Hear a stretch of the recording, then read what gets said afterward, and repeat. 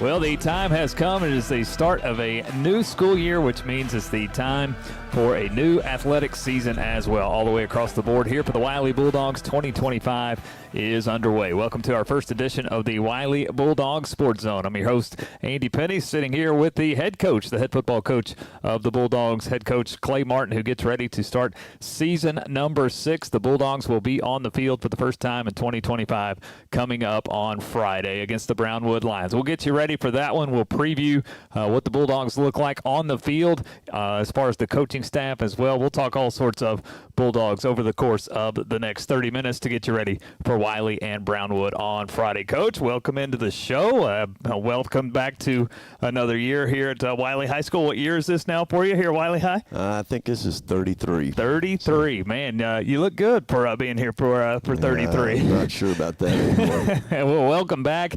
Take us through your summer. Tell me you at least got out of here for a few days. Maybe best memory for you over the course of summer, which did not involve Wylie High School this year. Yeah, had a chance to go to Colorado and do some trout fishing, family kind of vacation, and, got away and, for 8 or 9 days, and that has to be my favorite memory. Any luck with the fish? I caught a few. My oldest son, caught a really big one, and so that's pretty exciting. There you go. Well, welcome back. Welcome for another season here in 2025. And, Coach, let's look back to 2024. Another great year for the Bulldogs. You finished the year at 9-2. You're the district champions in District 2-5A, and it left what I thought was a great taste in the mouth of everybody involved in the program after another successful season last year. Yeah, to have another district champion in the last 3 years, and really felt like we were building. Kind of came up, disappointing when we lost, just like it does every year if you don't win the last one. But,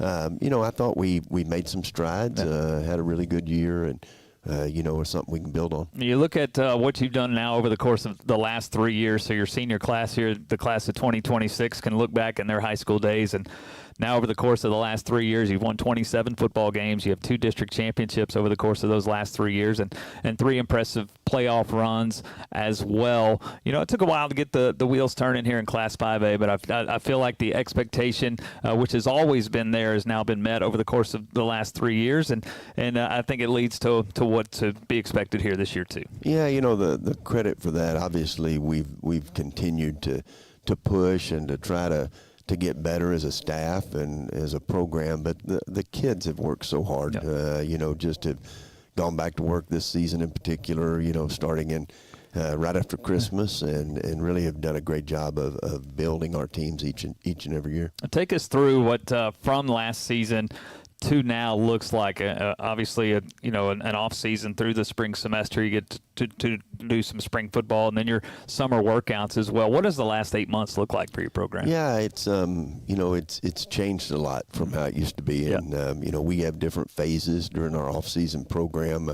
That are built differently. We have a strength phase and a speed phase, and a phase that gets us ready for spring ball, and then have that time, that month in which you're actually back in football, mentality, and and then the summer we just take a few weeks off, and it's back at it, and I've been at it for a long time trying to build this year's team. I know the summer is a new piece that's come along really since the COVID days about 5 years ago now, where you have the opportunity to work out. Is that more individual type skill, or do you get the opportunity to work team, or is it a little bit of a combination of both? Yeah, it's a little bit of both. Okay. I think as the summer goes on, it kind of changes, but we've gotten from a install and from a mental aspect of the game. It's they never leave. It's not like you're starting all over again, and we've had great participation, and got a ton done, and not only in off season but during the summer too. I know you have a lot of coaching staff around you this year, and fortunate to have both offensive coordinator Jason Ming, defensive coordinator Matt Cates back on your staff. Just kind of talk about your staff. Who's back? Who's joined you here in the off season? Yeah, those guys have been around, and now return as the coordinators, and both I thought did great jobs for us in the past, and Jason is kind of put his little flair into the offense, and it's just been really more comfortable this year, and I think has done a great job. And Matt, now being his third year, has been exceptional for us.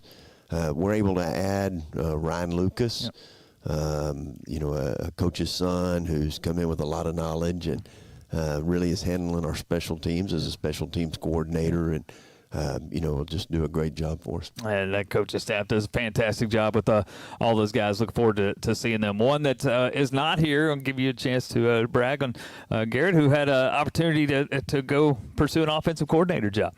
Yeah, great opportunity at Friendship Memorial for Garrett to go, and I think that's going really well, and something that I think he'll do really well at, and something that I think is a good opportunity for him. Did you tell him specific plays he has to run? Did he take any with him? I'm sure he took a lot with him. He's got a pretty extensive background. Yeah. Arden Simmons has been so successful offensively for years now, and I think has blended a little bit of his background there with what we did the last year and our last few years, and I think he'll do a great job. Yeah, it'd be fun to watch him, keep up with him as well. Fun to keep up with the Bulldogs as well. As again, we're just a few days away from the opening kickoff, Wylie and Brownwood on Friday. We'll start breaking down this 2025 Bulldog team, look at some personnel groups, and let you know some names that you might hear over the course of the next 10 to 12 to 14 weeks of Bulldog football here this year. Glad you're with us here, the first edition of the Wylie Bulldog Sports Zone here in 2025. More to come. Stay tuned.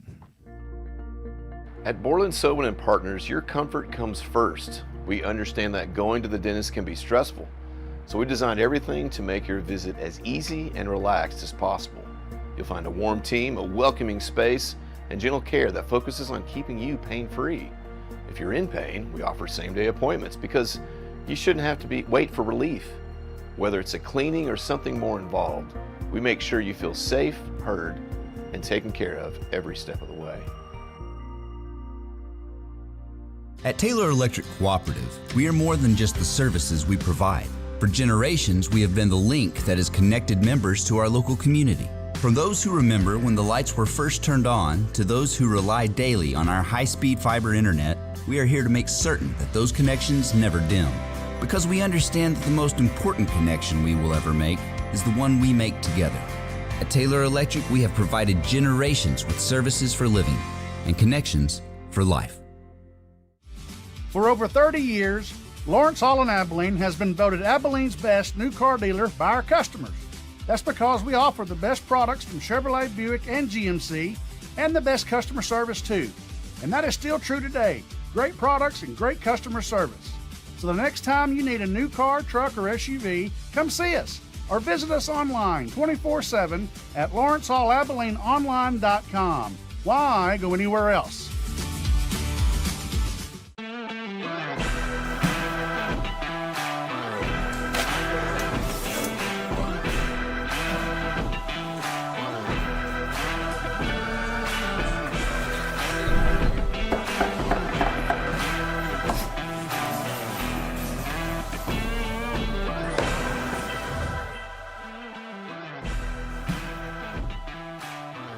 And welcome you back here to the Wylie Bulldog Sports Zone. Of course, I want to say a great thank you to all of our great sponsors of the show. Of course, Taylor Electric Cooperative, Lawrence Hall Chevrolet, Borland Sobin & Partners Dentistry, as well as the Shed Market. And you'll hear from them next week. Abilene Glass and Mirror, they sponsor our player of the week, each week our player of the game. Special thanks to all 5 of those sponsors. Coach, let's start learning your team here in 2025. Of course, last year the Bulldogs were 9-2, had a great year. You look offensively, had a great year. Defensively, you can say the same about that defensive unit. Every year you reach that point of you got to throw the seniors away, say, congrats on a great career, but best wishes in your next step, and then you've got the responsibility to fill those guys. Kind of tell us about the returners coming back and what core group of guys you have to lead the Bulldogs this year. Yeah, on the offensive side of the ball, really have 4 to 5 offensive starters returning. The up front, Barrett Huffington and Mark Esquivel both started all of the games, I guess, last year on the offensive line. Dylan Regala there in the slot, and then obviously Julius Lane coming back for his senior year. And there's some other guys though that played quite a bit. Blake Frayling at the H-back tight end position. Blaze Ruffin saw some action at wide receiver, and so we have a core group of returning starters, but also some guys that got a lot of experience. How crazy is that? I was thinking back to 2022, Coach. We're playing Colleyville Heritage and Canutillo in the playoffs, and there's Julius Lane as a freshman on that team. It's kind of nice to still have him around, huh? Yeah, I would imagine teams are wondering when he's going to graduate. He's been around for a while. He has, no doubt. The senior this year now, Julius Lane. Let's talk about your quarterback position. Obviously, that's always a topic of conversation. We've seen Bear Ming each of the last 2 years. Great career for Bear. He's moved on to his college days now, and that's always a question about the quarterback spot. Tell us a little bit about the quarterback spot. Yeah, Bo Cates was our backup quarterback last year, also a standout defensive linebacker for us. Jaden Carlskent was a JV quarterback, and Jonah Holmes was a guy that played on the JV also and quarterback in some situations. It's really kind of emerged. Jaden and Bo, I think, will both see some snaps on Friday.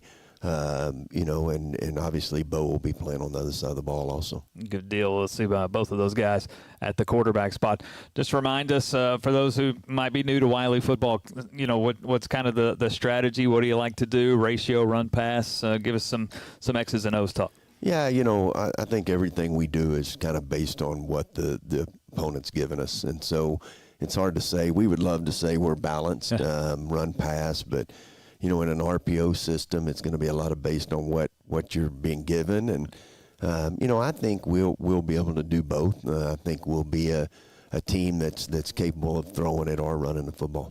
Defensively, we look at that unit. What a special year they had last year. You look at games like versus Abilene Cooper. You do not give up a defensive touchdown or an offensive touchdown to Cooper defensively in that game.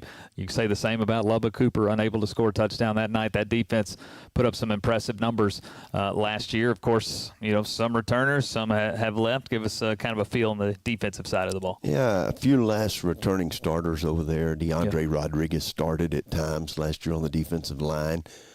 He returns for his senior year. Bo Cates, obviously, a all-district performer at linebacker. And after that, we've got a few guys that played a little bit. Jordan Lockett at corner.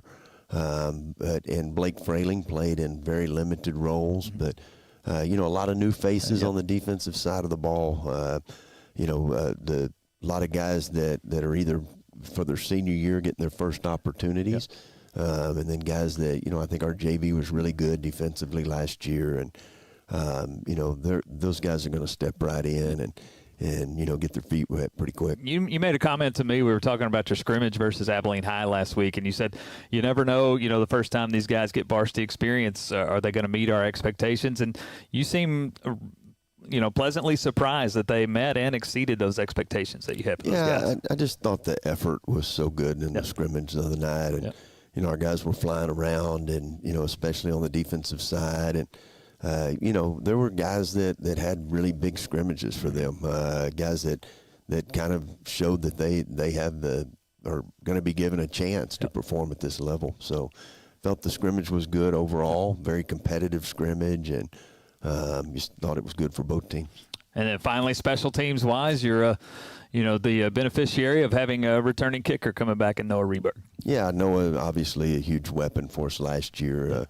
Unbelievably consistent and extra points and field goals, and then a big weapon just on the kickoff. Has a big leg and able to start drives out, make them start drives out and deep in their territory. And it's always great to have a guy back that is kind of a returner in that position. And, of course, the game winner last year versus Wichita Falls Memorial. That was a fun one for Noah and for the Bulldogs last year. So he's back at the special team. So the Bulldogs are ready to go, and it'll be fun to call all those names on our broadcast, which will be Wylie Bulldogs Productions on YouTube. You'll hear all those names for the Bulldogs in that first game versus Brownwood on Friday. Speaking of Brownwood, we'll start breaking down the Lions. We'll give you a preview of what's to come here at Hugh Sandifer Stadium on Friday night. That's on the other side here, our final segment of the Wylie Bulldogs Sports Zone. Glad you're with us this afternoon. Stay tuned. At Taylor Electric Cooperative, we are more than just the services we provide. For generations, we have been the link that has connected members to our local community. From those who remember when the lights were first turned on to those who rely daily on our high-speed fiber internet, we are here to make certain that those connections never dim. Because we understand that the most important connection we will ever make is the one we make together. At Taylor Electric, we have provided generations with services for living and connections for life. For over 30 years, Lawrence Hall in Abilene has been voted Abilene's best new car dealer by our customers. That's because we offer the best products from Chevrolet, Buick, and GMC, and the best customer service too. And that is still true today. Great products and great customer service. So the next time you need a new car, truck, or SUV, come see us or visit us online 24/7 at LawrenceHallAbileneOnline.com. Why go anywhere else? At Borland Sobin & Partners, Invisalign makes getting a straighter smile simple and stress-free. With clear removable aligners, you can skip the brackets and wires and still get amazing results. We customize every Invisalign plan to fit comfortably and work efficiently, so your teeth straighten over time. You can brush with ease and smile without feeling self-conscious. And we're with you every step of the way, offering expert care and guidance from start to finish. At BSP Dentistry, straightening your smile is comfortable, natural, and easy.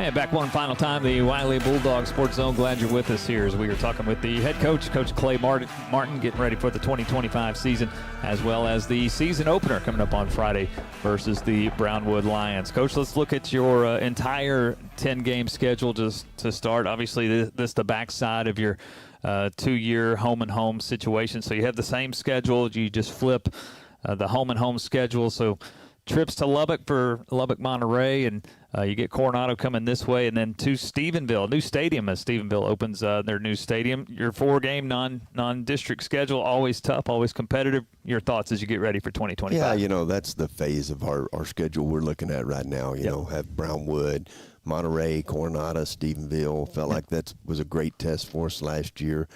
The opportunity to really learn a lot about the Wylie Bulldogs and against some great competition, and really feel the same way this year. And looking forward to getting that started here at home against Brownwood, and hopefully we'll get to play it this year.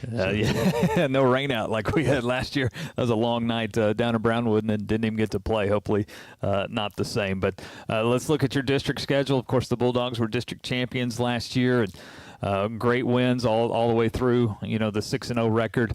You get a Wichita Falls legacy team that'll be in year 2 of a program, so I think they're going to be on the upside. And then I look at some personnel groups. I know Plainview, Seth Mayberry, their quarterback, will be a senior. He's been around since his freshman year. I feel like the skill guys at Paladuro are now experienced and older. Of course, Lubbock Cooper and Wichita Falls Memorial will pose for great opponents. Abilene Cooper here in town. It's going to be a tough run. It's going to be a fun run through District 258. Yeah, I don't think there's any doubt. I think everybody's improved. I think it's was a strong district anyways, and it's going to be one that's going to test you each and every week, and a lot of great players. I think a lot of teams are all the teams are really well coached, and I think it'll be a great district. Yeah, it's going to be a good one. It has been in years past. We anticipate the same here this year. Coach, let's start honing in on this Friday, the season opener for the Bulldogs versus the Brownwood Lions. It seems like traditionally it's maybe the first on the schedule. If it's not first on the schedule, it's always on the schedule, and it's just proved to be a great traditional rivalry between Brownwood and Wylie, and I can only anticipate the same again this year. Yeah, just some pretty unbelievable games throughout the years between Wylie and Brownwood, and I think 2 programs that have a lot of tradition and play the game the right way, and I don't think it'll be any different this year, and just it's always a competitive game, and looking forward to it. Yeah, of course, turnover in the head coach there at Brownwood, Coach Gerald Brixey, his first year.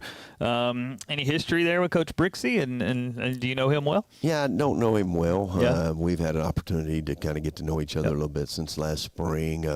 Know several people that do know him well, and I think he's a great guy and a great coach, and is bringing some new stuff to Brownwood, maybe a little different way of doing things offensively and defensively, and know that he's assembled a great staff, and they'll do a great job getting those guys prepared. Give us an X and O's report. And I've always been curious, when you see a new coach, how much do you have on film? How much do you have to go into the filing cabinet to try to work on, a scouting report? What's that like facing a coach that maybe you haven't faced before? Yeah, a little different. Coach Brixey is from Katy, and, so we've known pretty much for sure that he would bring the Katy offense with him, and a lot of power running game, but a great play action bootleg game along with it, and so it will be a big challenge for us. We don't see a lot of straight eye power running teams anymore. Most people are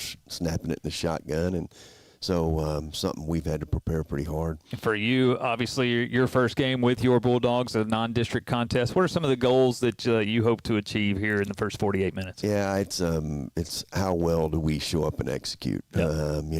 We've prepared, but when you get out there that first game, it's always a scary one, and that first district game's kind of the same way, and so that's what we're really looking at. Goals is to be clean in our operation, to be clean and not only offense and defensively, but special teams and the substitutions.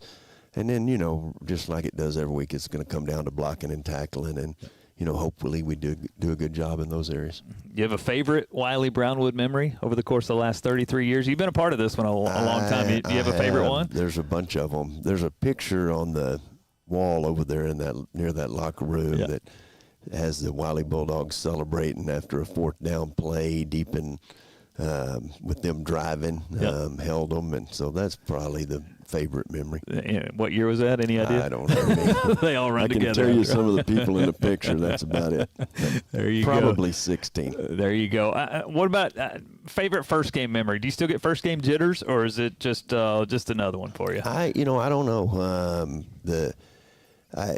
It obviously everybody's excited to play. Sure. I think I'm that way every game, but.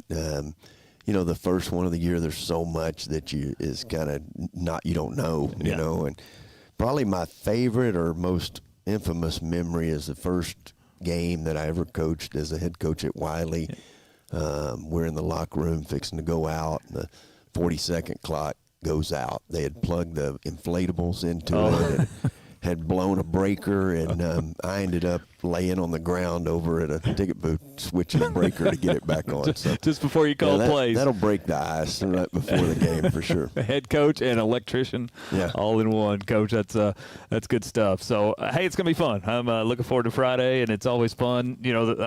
Christmas Day, birth of your kids, wedding, first Friday of Texas high school football is right up there on the list. Pretty special day across the state. No doubt. Looking forward to it, Coach. Appreciate the time. Best of luck on Friday. Hey, thank you. Again, the Bulldogs start the season on Friday, August 29th, 7 o'clock kickoff. Brownwood and Wylie here from Hugh Sandifer Stadium. We hope you can come out and join us here in person. Of course, we'll have it on the radio at 106.3 FM, The Raider, as well as on YouTube at Wylie Bulldog Productions as well. We'll talk to you next week. We'll have highlights of the Brownwood game, and then we'll get you ready for a Thursday night special against the Monterey Plainsmen next week. We'll do that on next week's show. But until then, we'll see you on Friday night. For the head coach, Clay Martin, I'm Andy Penny. Take care and go Bulldogs. So long, everybody.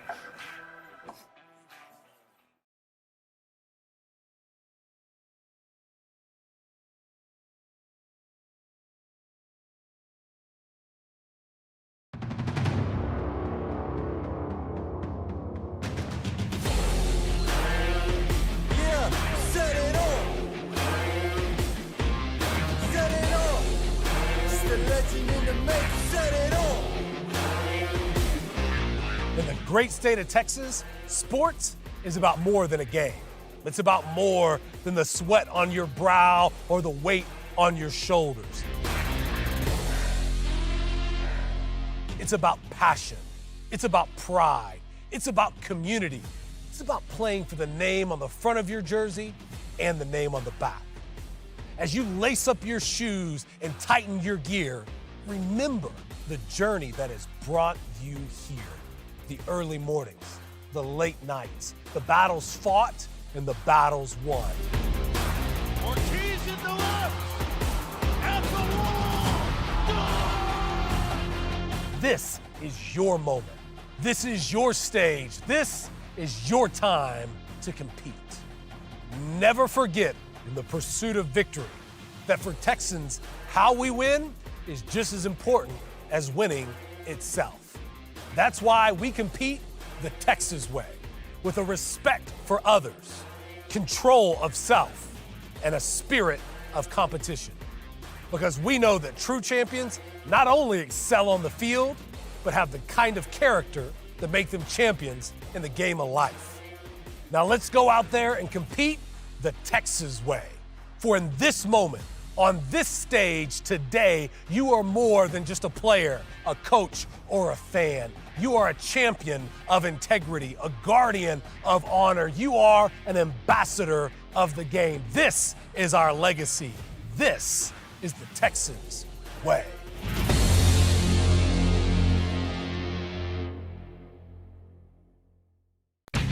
It is time. Friday Night Lights come alive under the West Texas sunset. Wylie Bulldog Football.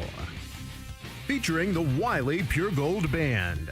Keeping you clued in on the hottest gridiron action around. Andy Penny and Ryan Holmes.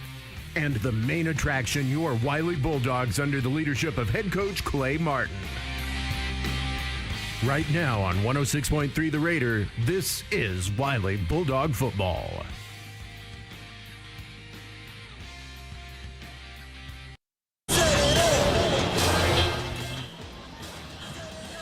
Christmas Day, the birth of your kids, your wedding, and Texas high school football the first Friday night. They're all about the same, at least in my opinion. I think for a lot of us, it certainly is. And we have reached week number 1 of the Texas high school football season in 2025. It's a beautiful August Friday night, and we'll be under those Friday night lights here over the course of the next 3 hours. Welcome into a great West Texas showdown at Hugh Sandifer Stadium in Abilene. It is the Abilene Wylie Bulldogs out of Class 5A Division II in District 2 taking on the Brownwood Lions, District 4 4A in Division 1. I'm Andy Penny, your play-by-play voice tonight for, again, the Bulldogs and the Lions, a good old West Texas showdown. Let's kick off the season with a good one. The Bulldogs coming off a 9-2 season a year ago, and the district champions out of District 2 5A Division 2. They made the area round of the playoffs before losing to Anna. For Brownwood, a 6-5 season from a year ago. They also made the area round of the playoffs, lost to Canyon West Plains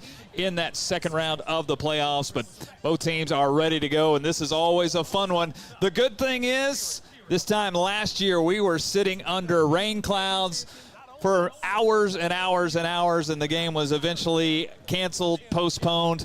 These two teams haven't played in 2 years. You know they're ready to get going, the Bulldogs and the Lions. We are just about 12 minutes away from opening kickoff. We'll get you ready between now and then for this contest. Of course, I got my good friend to my right-hand side. It's our 4th year, which I guess that means we're seniors. We started as freshmen. We've made it to our senior year, the class of 2026.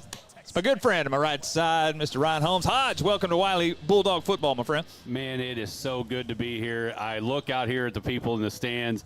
A lot of people got their brand new shirt. You talked about opening day, opening night in Texas high school football across the state. Some teams started last night, but tonight is the night. It's the first Friday night lights of the season, and people got their brand new purple on, their brand new Wylie stuff. I went and bought new shoes. I got excited for today, and so it's so great to be back in the booth with the AV kids and everybody back in here with you, and looking forward to, as I wrote down in the notes, the longest delay of all time, finally going to be reunited with the Brownwood Lions tonight. As we kick off season 2025. And you mentioned our 4th year. We've seen some of these kids, and one of them, number 21, Julius Lane, is a freshman. He's been with us along the ride, and looking forward to his senior campaign along with the other guys as we kick off this season tonight. Juju's been with us from day number 1. He was a freshman when we were freshmen. Exactly. We'll call the senior class our senior class as well. The new shoes look good. I'm guessing the 40 times dropped by, what, 4/10, 5/10 of a second, something like that. For sure. I can promise you this, you still can't run as fast as Julius Lane. Hey, let's talk about the Bulldogs of 2025. Well, let's look back to the Bulldogs of 2024. Great season last year. They finished at 9-2, but they go on a streak, 6-0 in district play. They win their by-district round as well, so 7 consecutive wins for a team. Ran into a tough buzzsaw of Anna in the second round, but nonetheless, 9-2. That's something you can hang your hat on. A great season in 2024. Well, and for sure, and any time you can go on a run and you put in another gold ball in, whether a district championship or a playoff victory, it's always great to add to that. And again, when you're looking at 2 programs that are used to that kind of success in a great way. And you know, we mentioned senior class, a great senior class last year, Bear Ming leading the way, and a lot of those guys that we've seen graduate on. And now tonight we've got another group they get a chance to do just that. So again, great season last year, but as you mentioned it, Andy, another one. None of those points and none of those wins get to start tonight. I think that's what's fun at this time of the year. You have the anticipation of a new season, but you also get to learn a new roster. Who's wearing this number? Who's wearing this number? Who's going to be our wide receiver? Who's going to be our right tackle? X, Y, Z. I love that because it's a whole new roster for us, and we get to call names. And this team now gets to put their stamp on the history and tradition that is the Wylie Bulldogs. Well, and a lot of people, and that's what's so fun about being year number 4. I feel like we've kind of we're connected. We are connected to this program, connected to what we get to do on every Friday night. And everybody asks, well, how are we going to be, and all those things. And I told them for the first time, really going into who's going to be the quarterback? Who's going to be the quarterback? Who's going to be this? Who's going to be that? You knew Julius Lane's going to be in the backfield. But those questions that you get leading into a brand-new roster, brand-new team, all those things. Yes, you got guys obviously coming back because everybody didn't graduate. It's not the portal. And so so that is exciting, getting new names and seeing what these kids that now, a lot of these guys that played as sophomores, that underclassmen thing is gone. You're now juniors. Some of you have bumped up to, you know, obviously getting more playing time maybe as a senior. So getting that role being changed from underclassmen now to being an upperclassman makes it exciting to see how these kids take that jump. This roster will play out as the night plays out, but just to give you a little behind the curtain to start, yeah, underclassmen to upperclassmen, only 2 players are considered underclassmen. 1 freshman on the roster, 1 sophomore on the roster. Other than that, for the Bulldogs, a 65-man roster, 63 of the 65 are juniors or seniors. So a lot of depth, a lot of experience for this team as they get ready to roll. Hey, let's talk about the Brownwood Lions. A 6-5 season from a year ago. A coaching change as Gerald Brixey will take over his first year for the Lions. Let's talk about Brownwood and what we'll see on the other side of the ball. Well, and you mentioned it in the coaches show. Coach Martin talked about Coach Brixey coming from Katy. Katy, one of those, again, Brownwood, a very historical program, blue blood, if you will. So is Katy. And so Brixey coming, been the offense coordinator there, coming to get in the head coaching job here at Brownwood. And having to take on, you know, anytime you come into a new role as a new coach, I did that when I was at Roby. You had to get kids on board. You had to be, you know, get guys that may have been tied to the old coach, bought into what you're wanting to do. Coach Martin talked about maybe changing offense, defense things. And so now Brownwood gets this opportunity to, hey, Coach Brixey says, hey, guys, be bought in. Let's go play Wylie tonight. And we are just moments away. The Bulldogs have made their way out of the locker room. They're on the north end, getting ready to run out. We'll have that for you here in just a moment. The Lions will be out as well. It's the opening night kickoff to the 2025 season. The kickoff is on the other side. The Bulldogs and the Lions will have it all right here. Bulldog football powered by Taylor Electric Cooperative on the Wylie Bulldog Sports Network in 106.3 The Raider.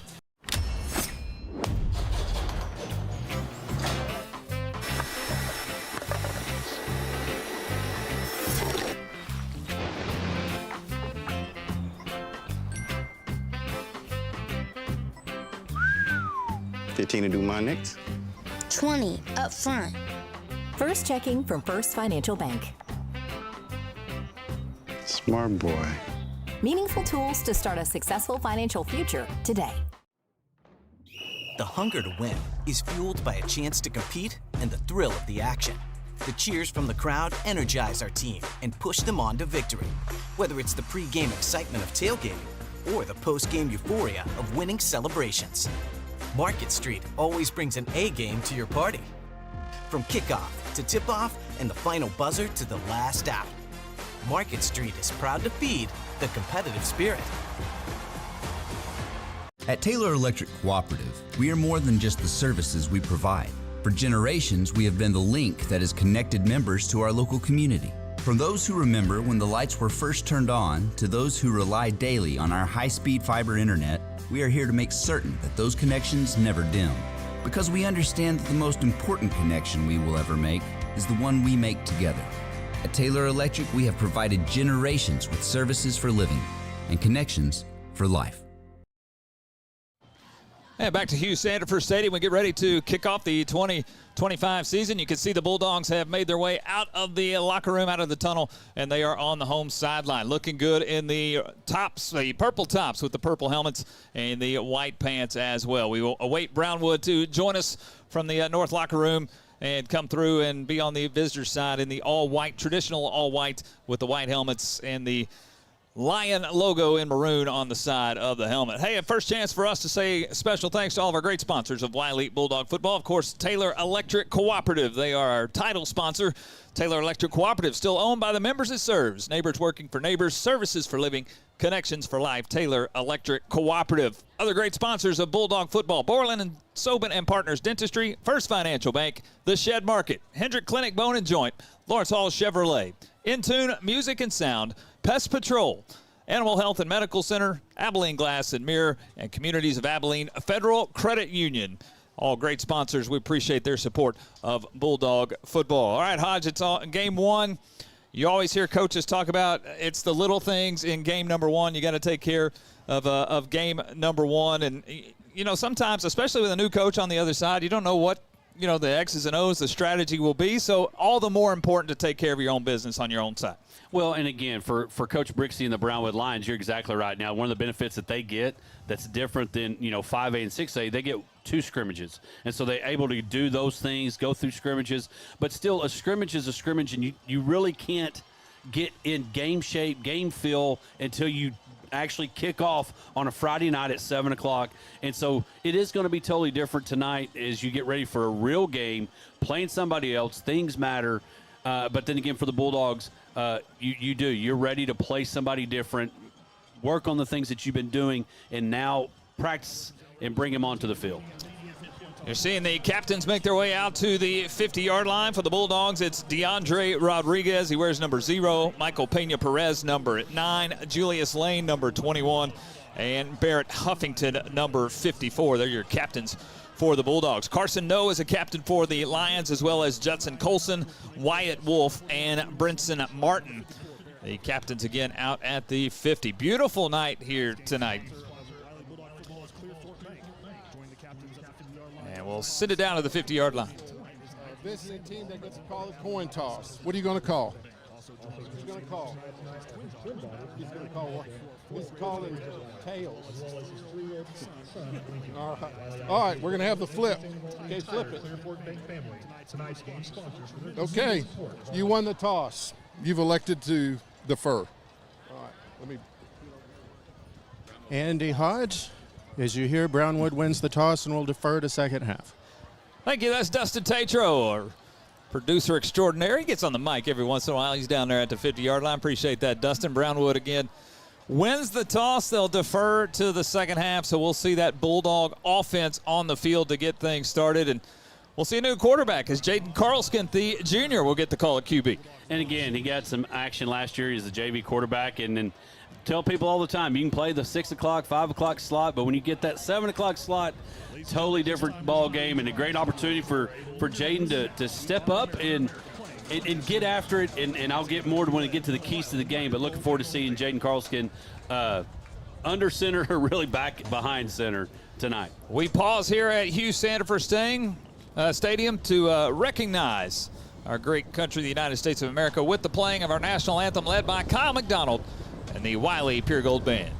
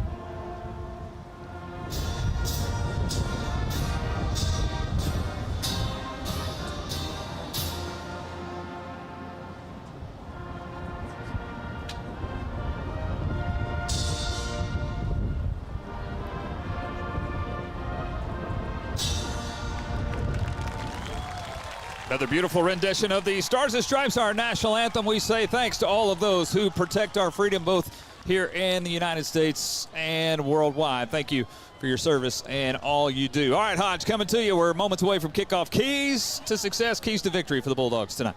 Keys to victory is, first of all, block out the first game jitters. Kind of push those aside. Folk, just, don't worry about that. Go out and don't kind of replace antsy with excitement. Because if you get antsy a little bit, that's where false starts start happening. You get some penalties you don't need to, so control that.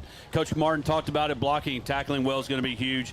Assignment football. They got a lot of play action stuff they like to do. Be sure you stay and pay attention to that. Win the turnover battle and just take care of business and you'll be fine. You do those things, I foresee a W tonight and for the Bulldogs to go 1-0. Again, Brownwood won the toss, deferred to the second half. The Bulldogs will receive as Eluth Valenciano has it teed up at the north 40-yard line. It's Dylan Regala, Blaze Ruffin, Brody Anderson back deep, stand inside the 10. The Lions, the Bulldogs, the tradition continues. Texas high school football in 2025 is underway as Valenciano, a low kick to the far sideline. It's picked up on a hop on the right side and getting back to the center of the field is Anderson. He's got the 30, 35, he's got the left hash, and he's got the 40. He's caught from behind, tackled by Robbie Robinson. But it's great starting field position on a great return by Brody Anderson. Here come the Bulldogs. They'll set up shop on the 43-yard line, first down and 10. Again, it's Jaden Carlskint, the 6-foot, 180-pound junior who will get the call at the quarterback spot. Had a great scrimmage last week versus Abilene High. And talking to offensive coordinator Jason Ming, he is really impressed with the improvement that Jaden's made from last spring to being the signal caller here this fall. He'll start first and 10 on the 43. It's on the left hash. He's got a tight end to his right, a wing to his right. Julius Lane, the senior running back, offset to his right as well. To jet sweep to the junior Dylan Regala, who will cut it up at the right hash. He's got the 45, maybe the 46. Gain of 3 for the junior. Second down and 7. Yeah, great job when you get great field position to start your first drive of the season, and then you get to the speedster Regala. Great job getting a little movement there. Second down and long. Tackle by Brinson Martin, the senior linebacker. Second down and 7 at the 46. It's on the right hash now. Put it in the belly of the senior for the first time. Julius Lane cuts up at the tackle. He's across the 50. He's got Brownwood territory, shy of a first down at the 48. It's a gain of 6 for Julius. Again, Julius has been on this varsity roster since his freshman year of 2022. Been around for a long time. He's driving the bus these days as well. And again, great job here, and we've talked about it really since year one. Winning third down, you got a great return on the kickoff. Now finish and extend this drive and get on the other side of the sticks. Third down and 1, ball on the 48, Brownwood territory on the left hash. Take the snap, give it to Julius again, right up the middle. He's got a first down and then some. Push the pile forward to the 44. It's a gain of 4. It's the first Bulldogs first down of the night. Set the receiving core for you as well. Dylan Regala, you've already heard his name, the junior. He's in that receiving core. Blake Frailing, number 5, is your tight end and also a junior. Jaden Namey is a sophomore, 5'11", 165, the only sophomore on the roster. All part of that receiving core. You'll hear Aaron Edwards as a tight end. Michael Pena Perez also as a tight end. First and 10 on the 44. It's a handoff again. Julius, he'll bounce this one out to the right, trying to get traction. Chased down from behind, and a nice play, Christian Gray. On what was supposed to go between the tackles, Julius bounces. He's got 3. It's second down and 7. Yeah, did a really good job. Had to get on the outside of the far defensive end to get turned up to make it from what looked like could be a very close to a no gain to be able to pick up a couple on the run.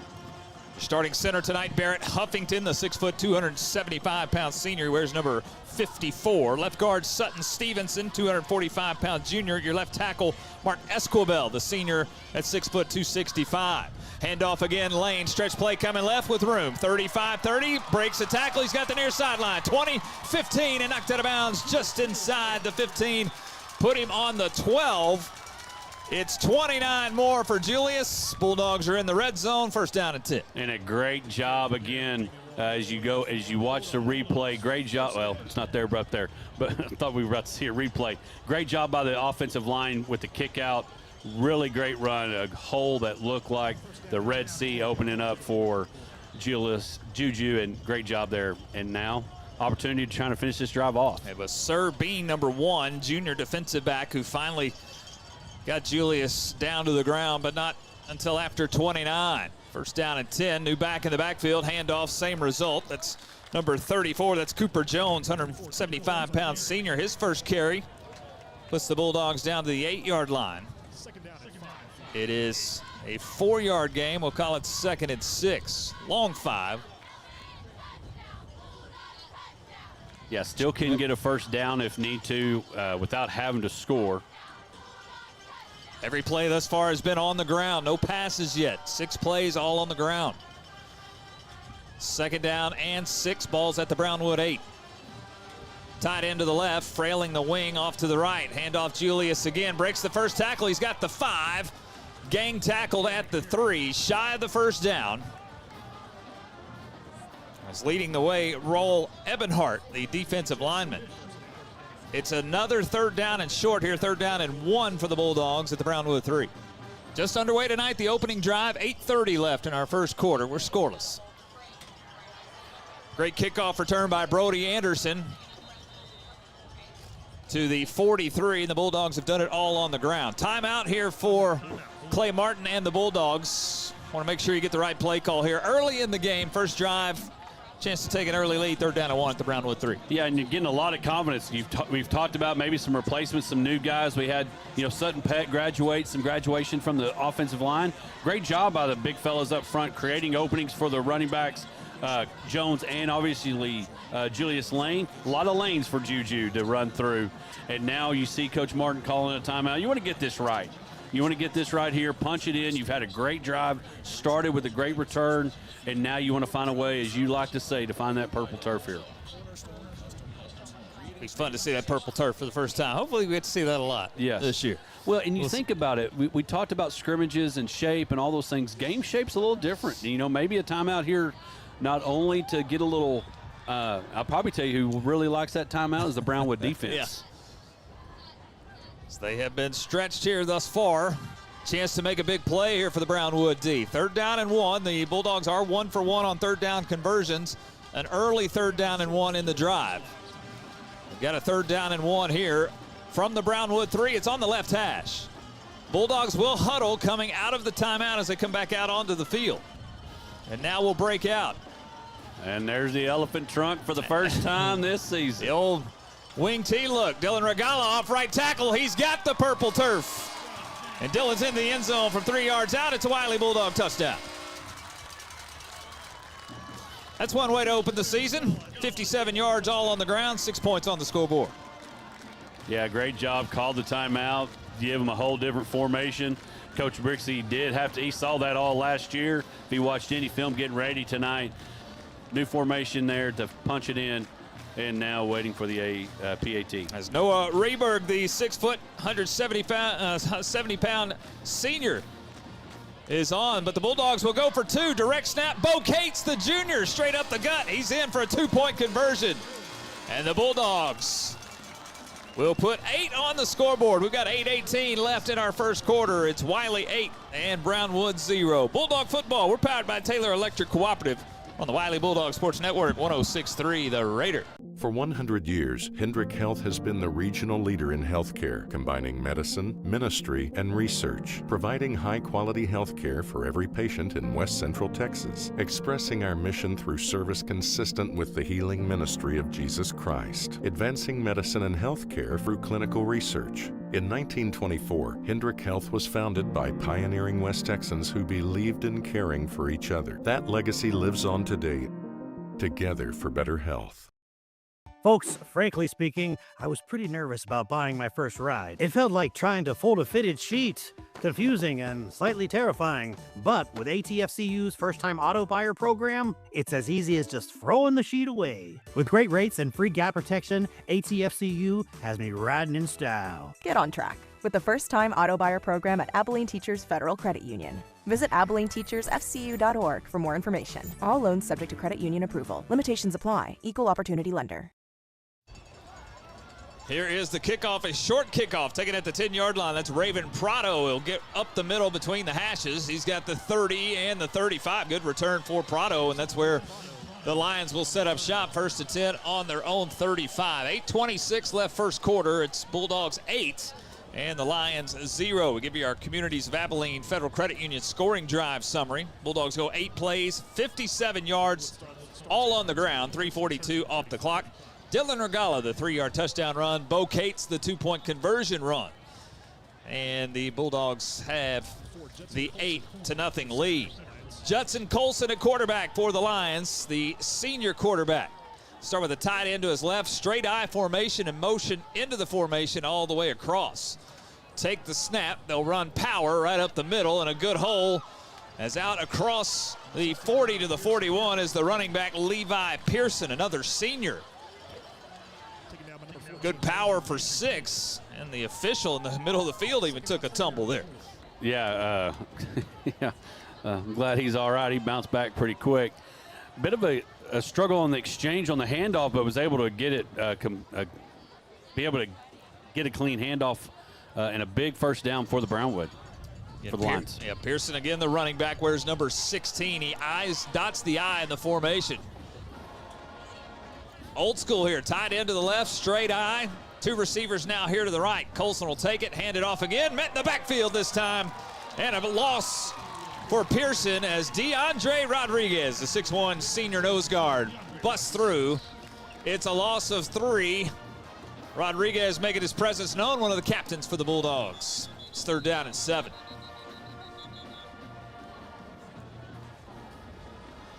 Now a stoppage in play as the officials, I think, are looking at the play clock.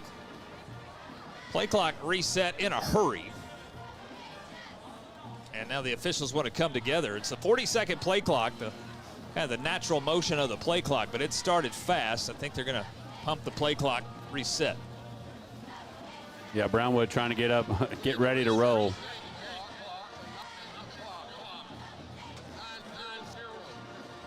Oh, that's right, yeah. Yeah, Wylie scored their touchdown with 8:18 left, and the clock now says 9:28. Not sure what happened there. But, yeah, the Bulldogs scored the touchdown with 8:18, and now there's 9:28 on our first quarter clock. First turnover of the night goes the way of the press box. Right, yeah. And there's no way that it should have 9. He said 9. Should be 8. Yeah, and they put 9 on the clock, but this will be weird if Brownwood scores on this play. Wylie scored with 8:18 left, and Brownwood's going to score like 8:40. In the words of Cher, if I could turn back time. It just happened here at Hugh Sandifer Stadium. Here's 3rd down and 7. Straight drop, Colson, throw the out pattern. Nice catch.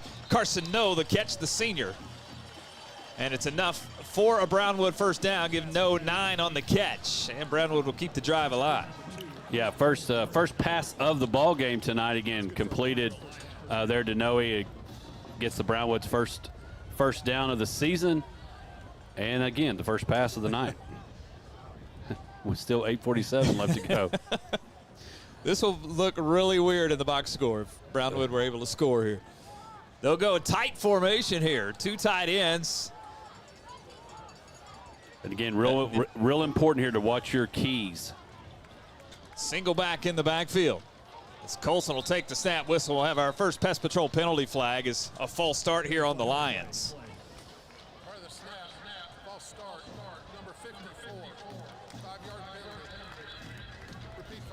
Yeah, Vuid Gomez, the left guard, came out of his stance, pulling guard there, trying to get out, and got caught moving too early. Our first Pest Patrol penalty flag of the year. Pest Patrol, family-owned and operated business. #1 focus is providing customers with the best pest control services available so you can feel comfortable when their yellow truck arrives at your home.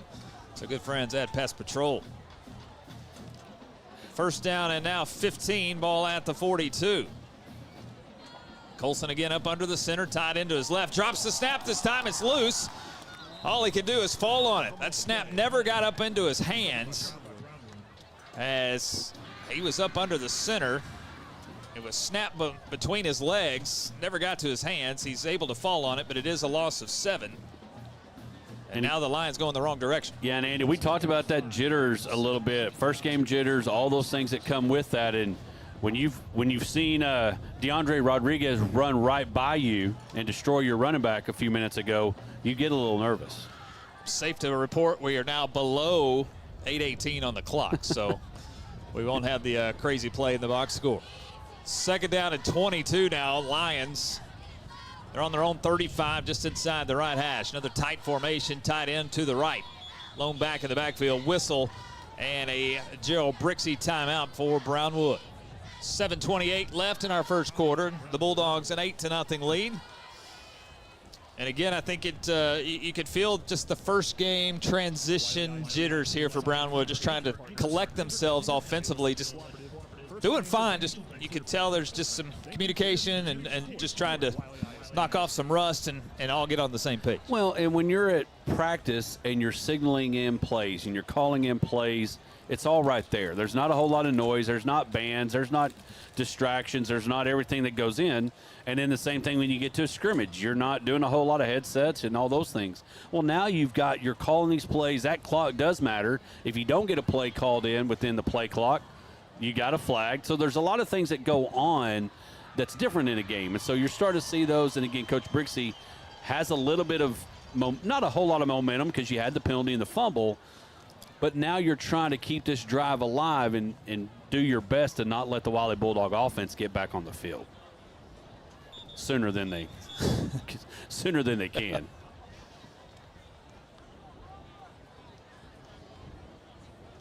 Extended time out here, but the Lions ready to come out. They'll have a 2nd and 22 on their own 35.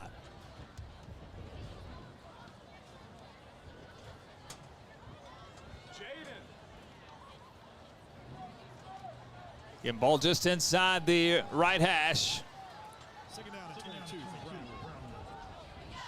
Back to two backs in the backfield, the straight eye, tight end to the left. Motion across the formation, that's Carson No. Colson take the snap, play action, roll it to his left with pressure, throw the out pattern, nice catch on that far side. It's No again, steps out at the 44. He's got 9 on that pass and catch. More manageable here, third down, but still a lengthy third down at 3rd and 13. Yeah, when Noah went into motion, Jaden Nami tried to go chase down Colson, but wasn't able to get him. And again, able to make this third down a little more manageable. Brownwood successful in their first third down conversion tonight, but this a lengthy one. 3rd and 13. From their own 44, they need the Wylie 43. It's on the left hash. Colson take the snap, 2-step drop now. Quarterback draw. He gets to the outside. He's got Bulldog territory. He's shy of the first down. He's knocked out at the 44. He's got 12 of the 13. It's decision time here for the Brownwood Lions. And honestly, I think it's easy on the road. I mean, you've got about less than a yard to fall forward and get a first down, try to get a push. You're on the road. You got a little momentum after the great 2 good pass plays. Or the pass play, you run the draw. Think a no-brainer here going for it. They will. 4th down and 1, Brownwood on the Wylie 44. 2 tight end set, straight eye formation. Motion coming across the formation. 4th and 1, take the snap. Handoff in the backfield, enough for a first down. First handoff for Trent Buffington. And Buffington's got 5. The Lions needed 1, first down and 10. Buffington, the senior running back. Give him 6 on the plate. 1st and 10. Need to set that Tiger defense for you. You've heard from, or Bulldog defense for you. You've heard from DeAndre Rodriguez already, the nose guard. Michael Pena Perez, the defensive end. He's up there in the front as well. Nicholas Jerpy, a 250-pound junior at defensive end. There's number 52. 1st and 10, Brownwood at the 38. Whistle and another pest patrol penalty flag and another false start here on Brownwood.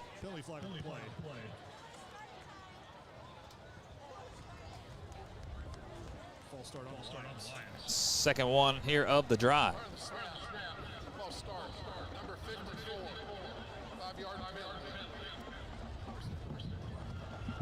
Linebacking core for the Bulldogs, Blake Frailing, the 215-pound junior, gets the start. Bo Cates, the 210-pound junior, he's the inside linebacker. Landry Pate, who wears number 14, 5'9", 175-pound junior.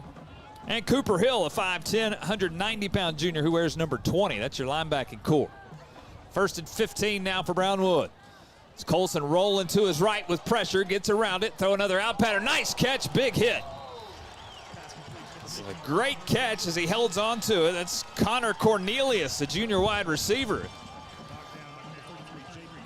Big hit by Jaden Namey, but able to hang on to the football is Cornelius. He's got another 9. It's 2nd down and 6. Yeah, Colson did a really good job rolling out, kind of throwing it on the run. And again, Cornelius with a great job catching it, and Namey trying to jar it loose, but unable to do so. Halfway through our first quarter, 5:50 and counting. Bulldogs the 8-0 lead. 2nd down and 6 from the Bulldog 34. Handoff, straight dive this time up the middle. Robbie Robinson, a great name for Brownwood, his first carry. He is to the 30. It's 3rd down and short. I feel like I'm watching like 1988 football here. This straight eye, tight end. This is old school. Yeah, somewhere Daryl Johnston's real proud that the fullback still exists. Robinson has it again, 3rd down and short. 3rd and 1, Brownwood, just inside the Wylie 30. Tight end to the left, motion across the formation, right to left. Colson take the snap, handoff again. Him hit in the backfield, second effort's not going to get a 1st down. As Pearson was hit in the backfield, a great play. Bo Cates part of the tackle. It's a loss of 1. It's decision time again here for Brownwood, 4th down and 2. Yeah, ball popped out, but was after the play. Runner was already down. But Cooper Hill was doing a great job negotiating, trying to convince that the Bulldogs have recovered. 4th down. Again, another opportunity for the Lions to extend this drive. I say it every year, and I will stay with it. Hold your water. Watch the hard count by the Lions. Be sure just to do your assignment. From the Bulldog 31, 4th down and 2. Tight end to the right. Straight eye formation. Motion into the formation. Colson take the snap, play action. Throw, center of the field. This one intercepted. Intercepted by Brody Martin, the junior free safety. It'll go as a turnover on downs. Either way you look at it, the Bulldogs have the football back on the first takeaway by the defense. Wylie's got it, 1st down and 10. Yeah, great job by Brody, kind of reading the eyes and jumping in front. Cornelius looked open. The next thing you know, number 10 shows up, picks it off, and ends the drive for the Lions. Not a bad opening drive for Brownwood. They moved the ball, they moved the chains, but they will turn it over on 4th down and 2. Wylie has it back. They'll set up shop at their own 24 with 4:09 left in the first quarter. Carl Skint and company back in. Motion into the backfield. That's Dylan Regala. Whistle. And another pest patrol penalty flag. I think this time the Bulldogs are the guilty party in a false start. Well, the good thing is it's 4:09 on the clock and not 9:04.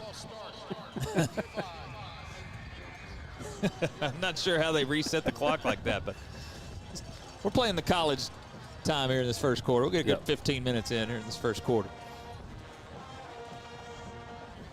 So 1st and 15 now, Wylie after their first penalty of 2025. Ball's now on their own 19. Motion again into the backfield. Carlson take the snap, flare it out. It's Regala in the left flat. Makes the first man miss, not the second. Dylan's got 4 on the play on the first completion of Jaden Carlson's career. Yeah, able to get some of that penalty yardage back. Got 4 back, 2nd down and 11. And that Regala name, and a familiar name that's been here ever since we've been calling. And again, great job of Dylan swinging out, getting back some of the yardage. Younger brother of Braden, who now plays baseball over at ACU. 2nd down, 11. Carlson will hand it off Lane, who will bounce off the right tackle. He's across the 25 to the 26. Give Juju 3 on the play. I heard that Juju is getting formal on us. He doesn't like Juju as much as he used to. We're still going to call him Juju every once in a while. Yeah. Well, here's your real first test for Carlskin and the Bulldog offense with a long third down here to try to take advantage of the turnover. 3rd down and 8 on the 26 in the center of the field. He's got 3 receivers in this formation. Twins to his left, lone receiver to his right. Frailing in that slot position or wing position on the right side of the formation as well. Lane offset to Carlson's left. Take the snap. Jaden's going to roll to his left. Looks down the field. Now he's going to tuck it and run and get across the 30, but shy of a first down. So get to the 32. Safe play, he's got 6. It's 4th down and 2. I would think early in the game you're going to probably punt the football. It's Brinson Martin again, the senior linebacker. Get credit for the tackle. Personnel changes. Carlskin is the punter here for Wylie. So the personnel changes have come out. Brownwood anticipating punt as they'll send Raven Prado back deep.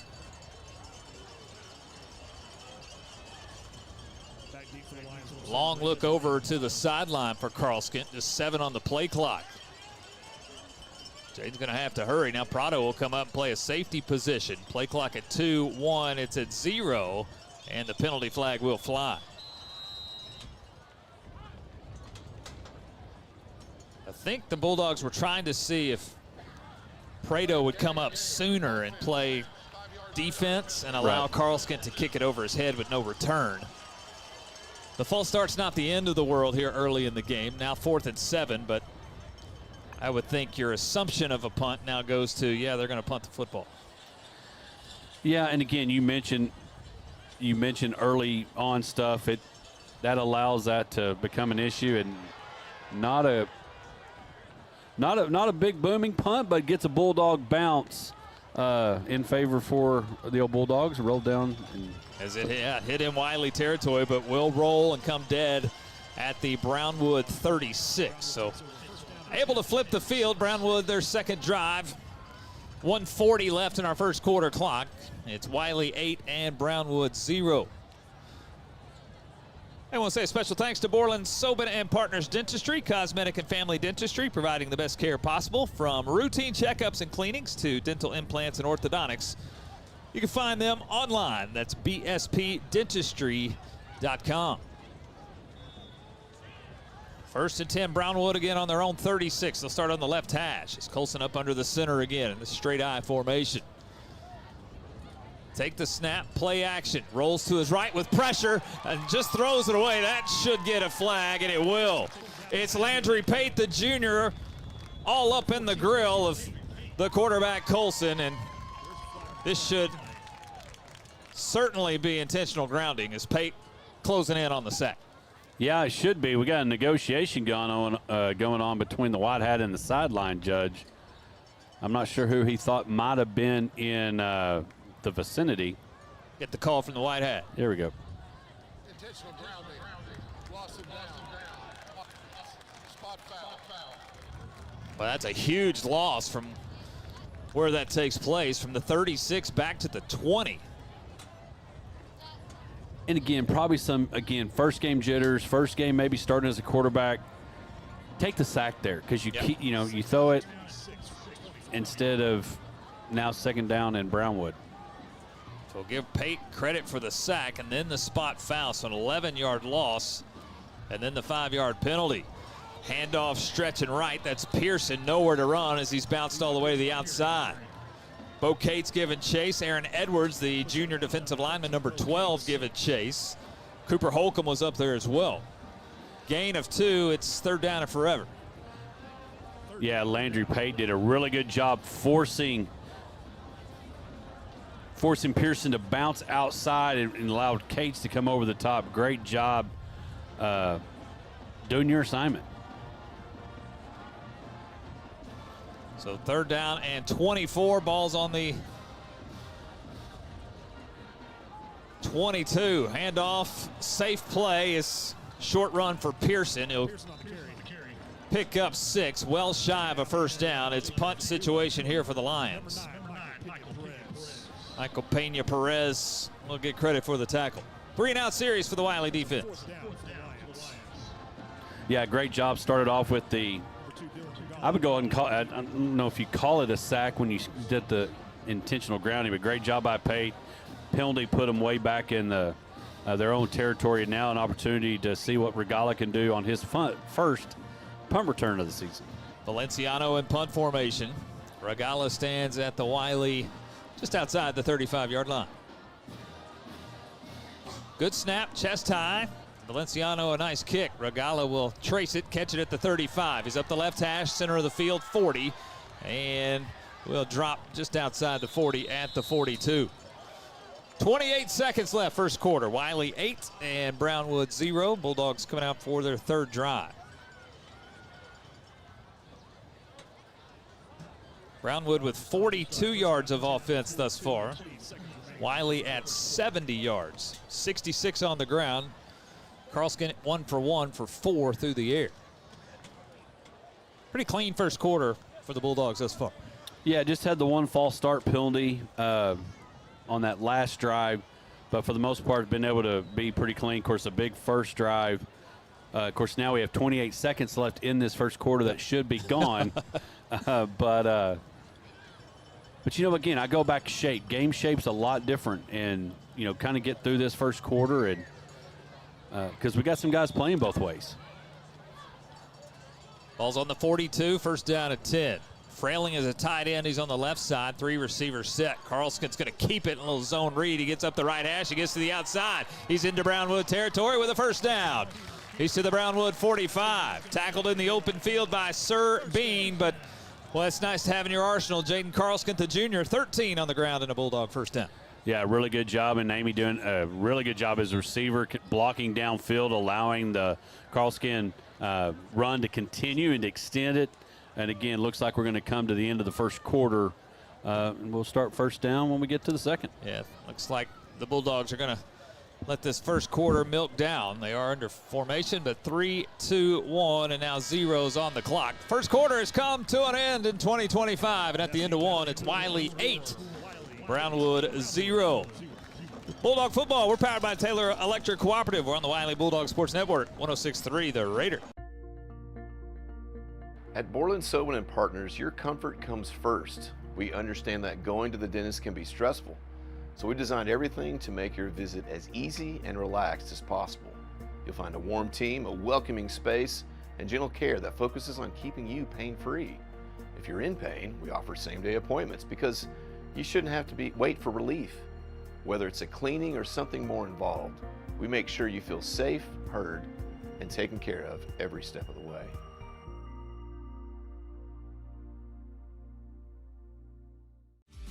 For over 30 years, Lawrence Hall in Abilene has been voted Abilene's best new car dealer by our customers. That's because we offer the best products from Chevrolet, Buick, and GMC, and the best customer service too. And that is still true today. Great products and great customer service. So the next time you need a new car, truck, or SUV, come see us or visit us online 24/7 at LawrenceHallAbileneOnline.com. Why go anywhere else?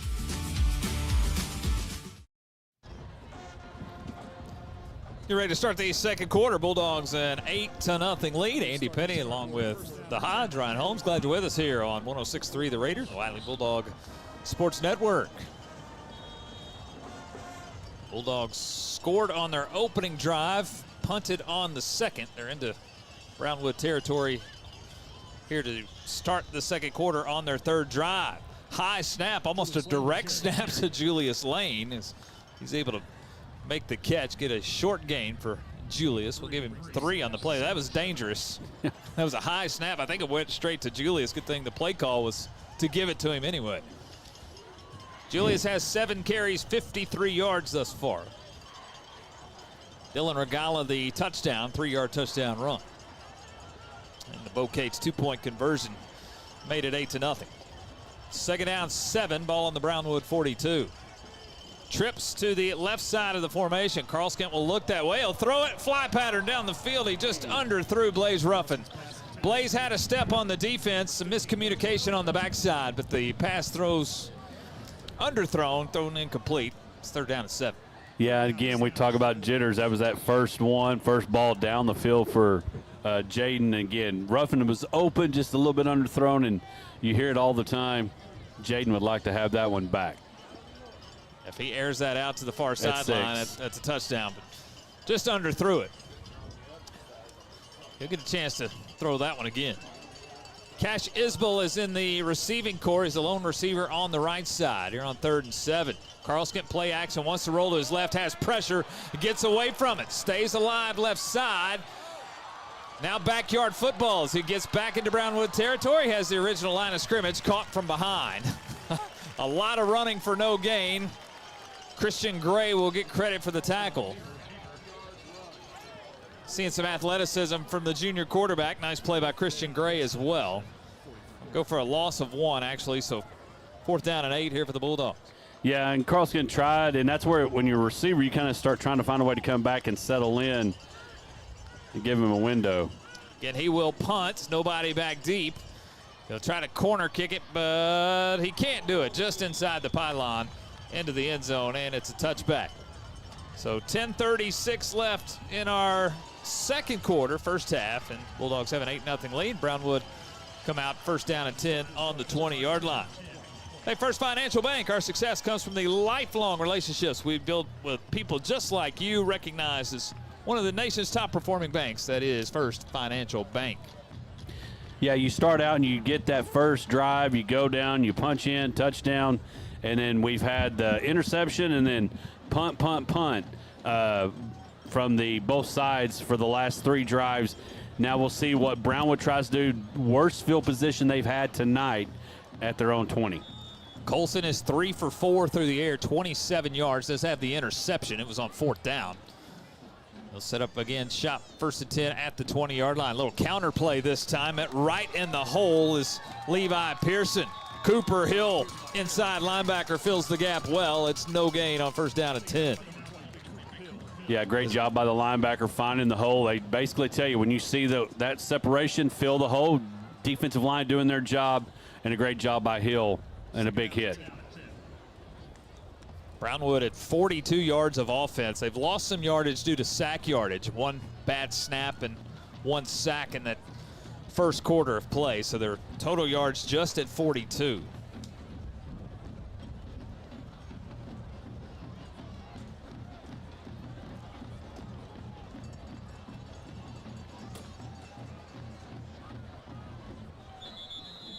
And now a whistle, and we have another timeout. I think, I think a timeout was granted on the far side. So again, just seeing those early jitters here. Everybody getting on the same page. Brownwood's burned their 2nd timeout here the first half. 10:04 left before the half. And it is 8-0. Be sure to stay with us at halftime. We will have the In Tune Music and Sound Pure Gold Band halftime show. You'll see the Wylie Bells as well as the Wylie Pure Gold Band. You'll see both of their performances here at halftime. We'll check in on the out-of-town scoreboard, look into District 2-5A, Division II. We'll look at the entire Wylie schedule. 2 teams in District 2-5A played last night. Wichita Falls Memorial, they're 1-0. They beat Fort Worth Wyatt last night 35-22. Paladuro, the Dons, the crosstown rivalry with Amarillo Tascosa. They fell to Tascosa 10-0 the final last night. So 2 games already in the books in District 2-5A Division II. Of course, the Bulldogs, the defending district champions, 6-0 a year ago. 2nd down and 10, Brownwood out of the timeout. Colson will take the snap, handoff again. Pearson trying to get that running game going. He's into the 2nd level. He's got a 1st down as he carries the pile forward. Best run of the night for Pearson. And again, maybe that timeout. Hey guys, get a little breather. Let's get some stuff rolling. And again, Pearson with a big gain there for the Lions. Gain of 11 on the play. Jaden Namey credit for the tackle. 1st and 10 at the 31.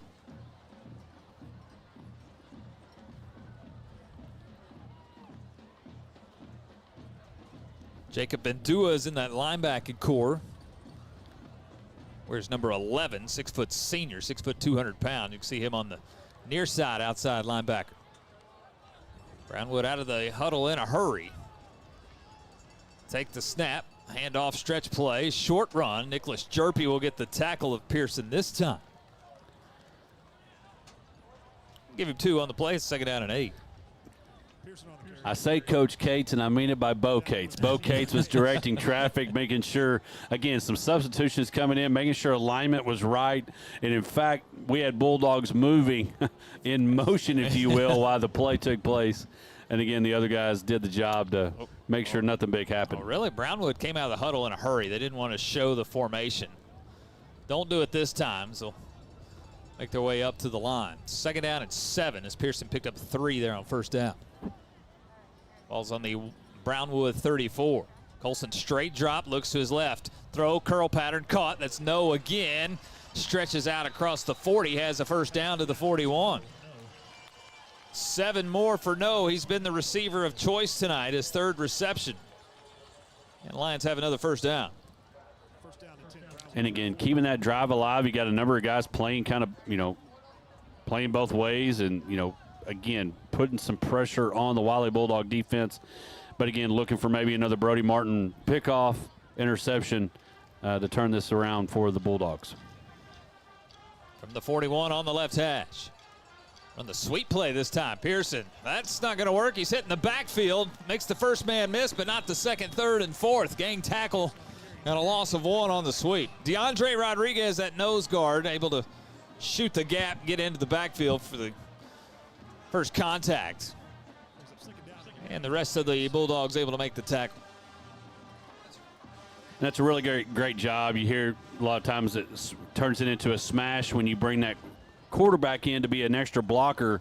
And, again, the Bulldogs do a really good job blowing up that and now have the Lions on the other side of the stakes. Now this 2nd quarter is flying after that lengthy 1st quarter we had. We're 7:15 and counting. Bulldogs the 8-0 lead. 2nd and 11 Brownwood from the 40. Pressure in the backfield this time. That play imploded. And it's DeAndre Rodriguez who will get the sack. I thought off the development of the play it was a screen pass. That's how much the defensive line penetrated into the backfield. But And I couldn't tell if he was kind of acting like it was going to be a bit of a draw or maybe possibly a screen pass. But the drawing got etch-a-sketched real quick. It's shooken up, if you will. Now 3rd and long, opportunity here for the Bulldogs to make a big stop here and maybe get the punt team back out there for the Lions. 3rd and 15 from the Brownwood 36.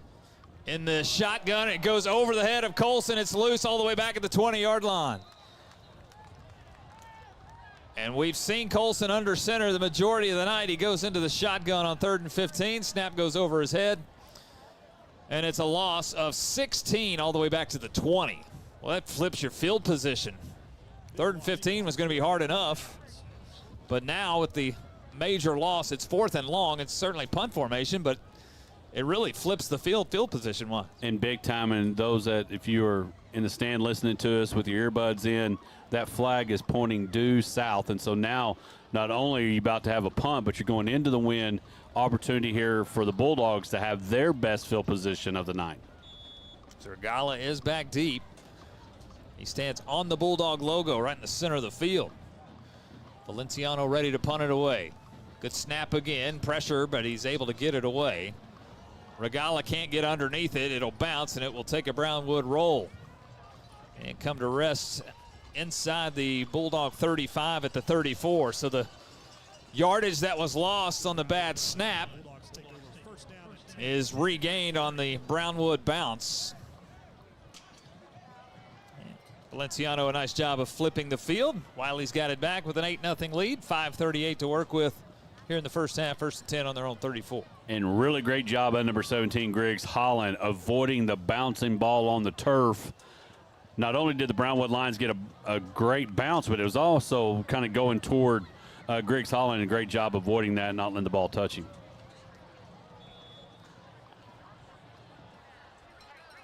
Well, 1st and 10 on the 34. It's on the left hash. Trips receivers to this wide side of the field. Now motion across the formation. That's Brody Anderson. Carlskin straight drop. Setting up the screen. Lane's got it in the flat. He's immediately hit and will actually lose yardage. As Isaac Gonzalez read the play well, able to fend off the blocker and drop Julius for a 1-yard loss on the completion.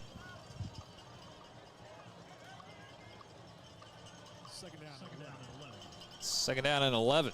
Yeah, the screenplay tried to develop, just line didn't get out there in time to create a running lane, if you will, after the catch. And again, loss of a yard here for the Bulldogs. 4 straight punts on the last 4 possessions, Andy, for both teams.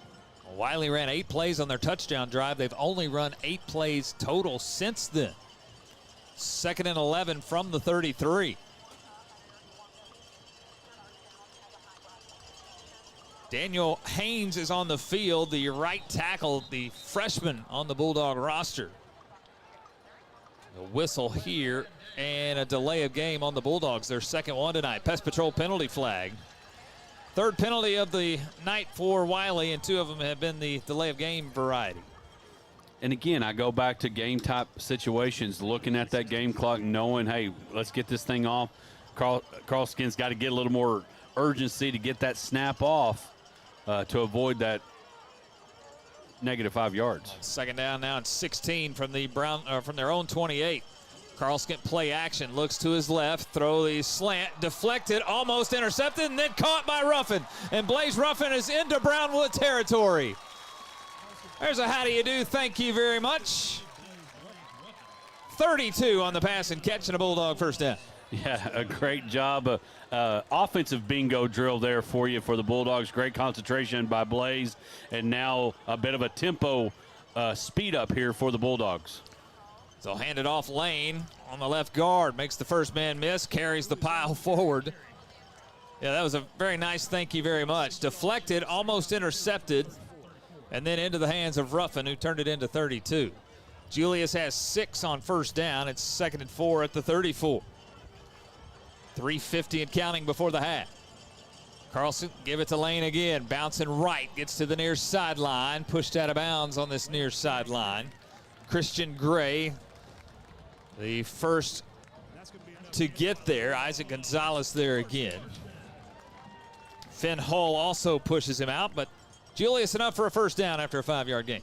Yeah, did a really good job getting to the outside. A lot of white jerseys chasing Julius, but was able to get the first down.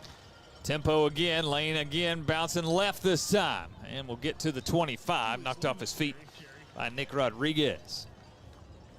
4 more for Julius. The Bulldogs have gone over 100 yards of offense with the Blaze Ruffin reception. They're at 131 now here in the first half. 131 for Wylie compared to 42 for Brownwood.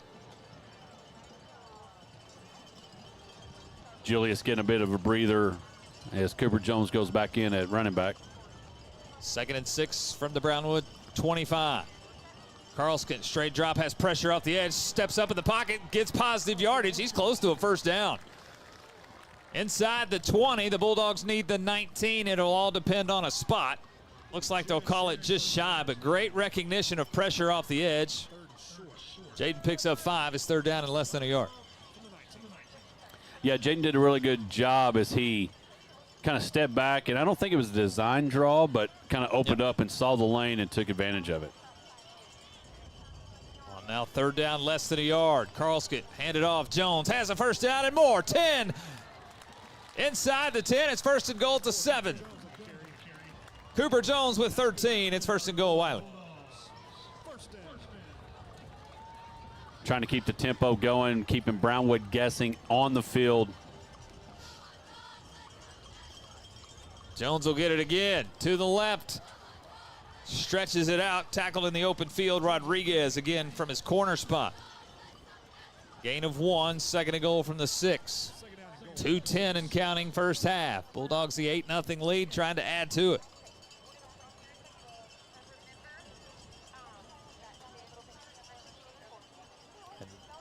And now 2 minutes left here in the first half. We'll get a timeout. We'll take it as well. 8-0 Bulldogs with 2 minutes left in the first half. Bulldog football powered by Taylor Electric Cooperative. The Wylie Bulldog Sports Network, 106.3 The Raider.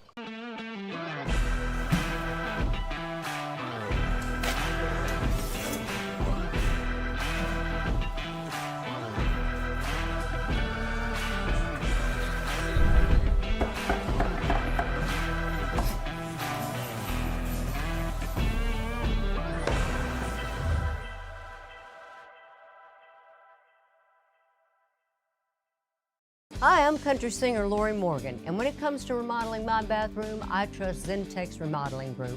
As a family-owned and operated business right here in Big Country, Zentex installs bathtubs, showers, and accessibility systems all in as little as one day. Save $999 on your new bath or shower system or 0% interest for 24 months, plus a free Kohler toilet with purchase. Call 855-4ZENTEX.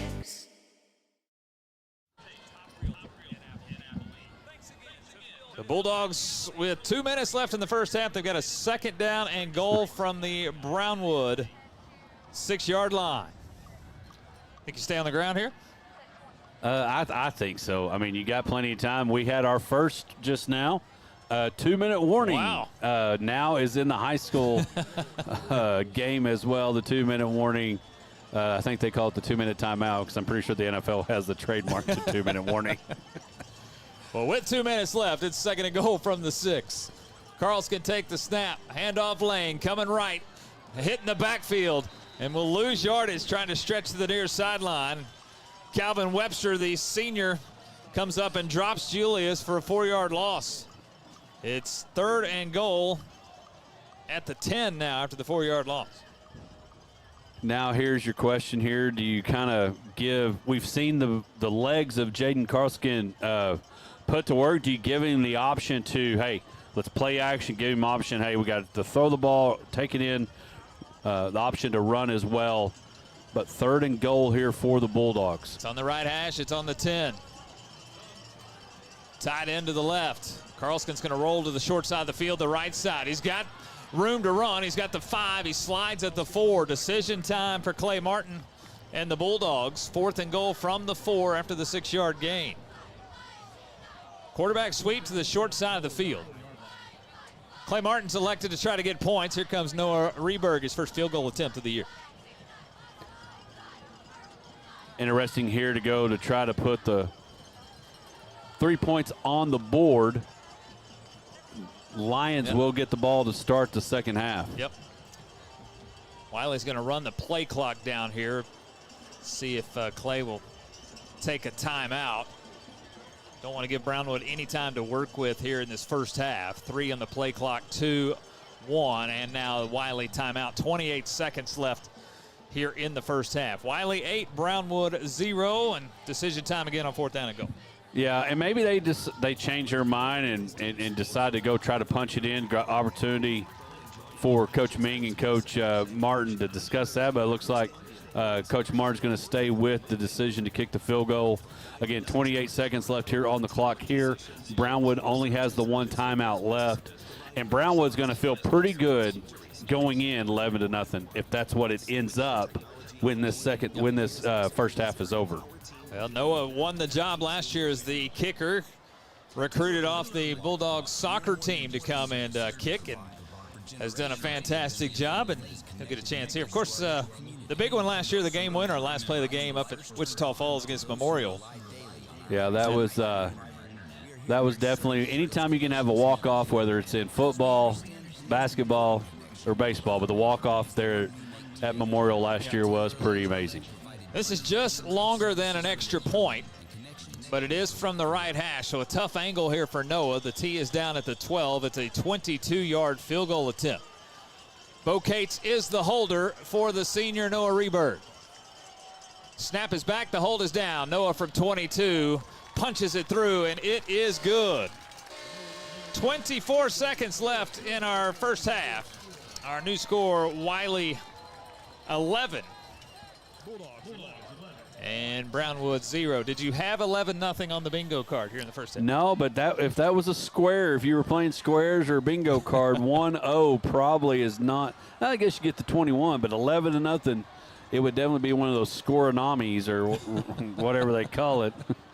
11-0. Wow. But, you see this a lot, Andy. Yep. At the beginning, the first game of the year, they always say defense gets a little bit farther ahead than the offense.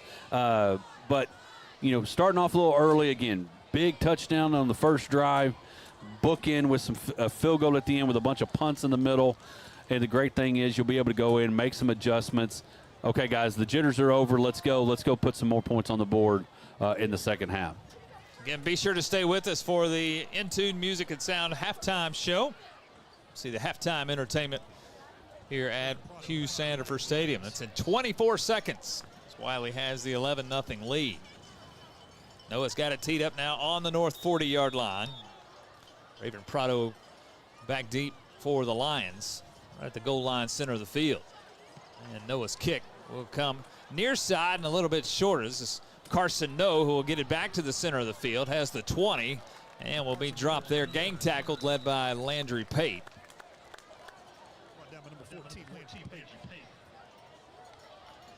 And Bo Cates coming off that pile, too. So just 18 seconds to work with here for Brownwood, and they'll set up shop on their own 23.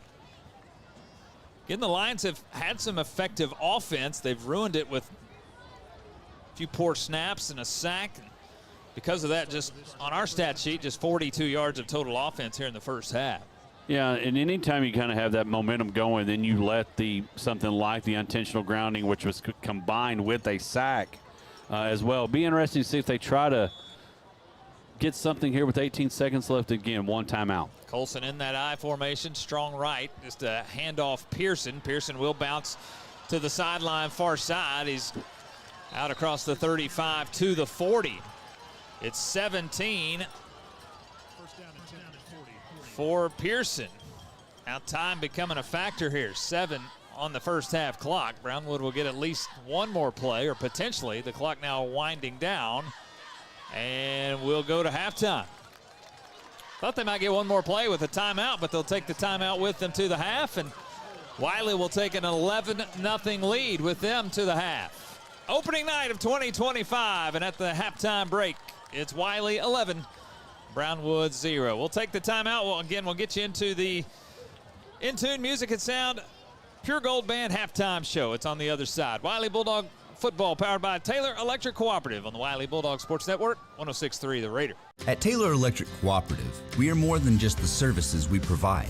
For generations, we have been the link that has connected members to our local community. From those who remember when the lights were first turned on to those who rely daily on our high-speed fiber internet, we are here to make certain that those connections never dim. Because we understand that the most important connection we will ever make is the one we make together. At Taylor Electric, we have provided generations with services for living and connections for life. At Borland Sobin & Partners, Invisalign makes getting a straighter smile simple and stress-free. With clear removable aligners, you can skip the brackets and wires and still get amazing results. We customize every Invisalign plan to fit comfortably and work efficiently, so your teeth straighten over time. You can brush with ease and smile without feeling self-conscious.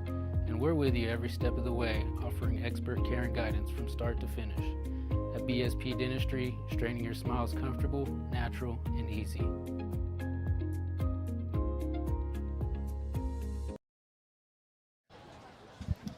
Back to Hugh Sandifer Stadium. We are at the half. Wylie the 11-0 lead on Brownwood. We are going to turn the stage over back here to the field and show you both bands here on the In Tune Music and Sound halftime show. Leading off, the Brownwood Lions drill team as well as their band. They'll take the stage here on the 50-yard line.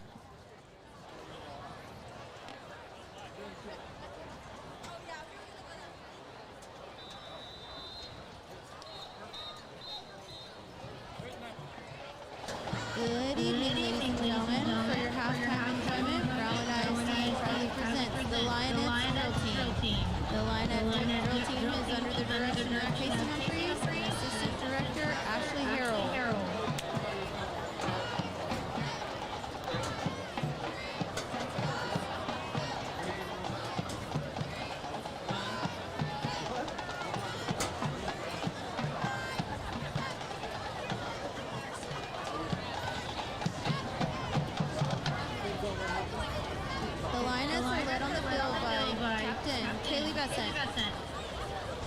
Senior Lieutenant Kiara Godino, Junior Lieutenant Natalia Ramos, and the line of the week is McAllister Long.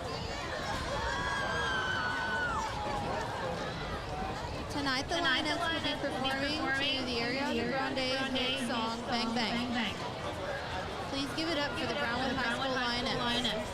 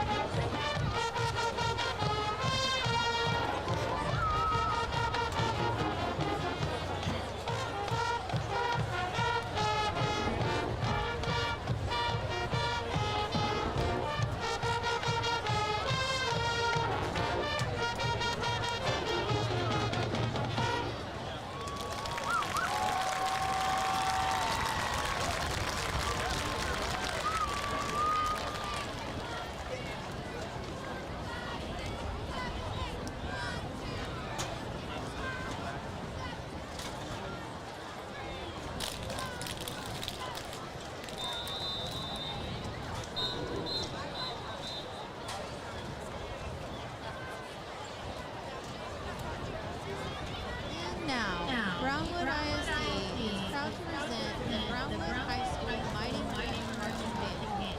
The band is under the good direction of drum majors Allie Phillips, Kyle Recklazado, and Carissa Ray.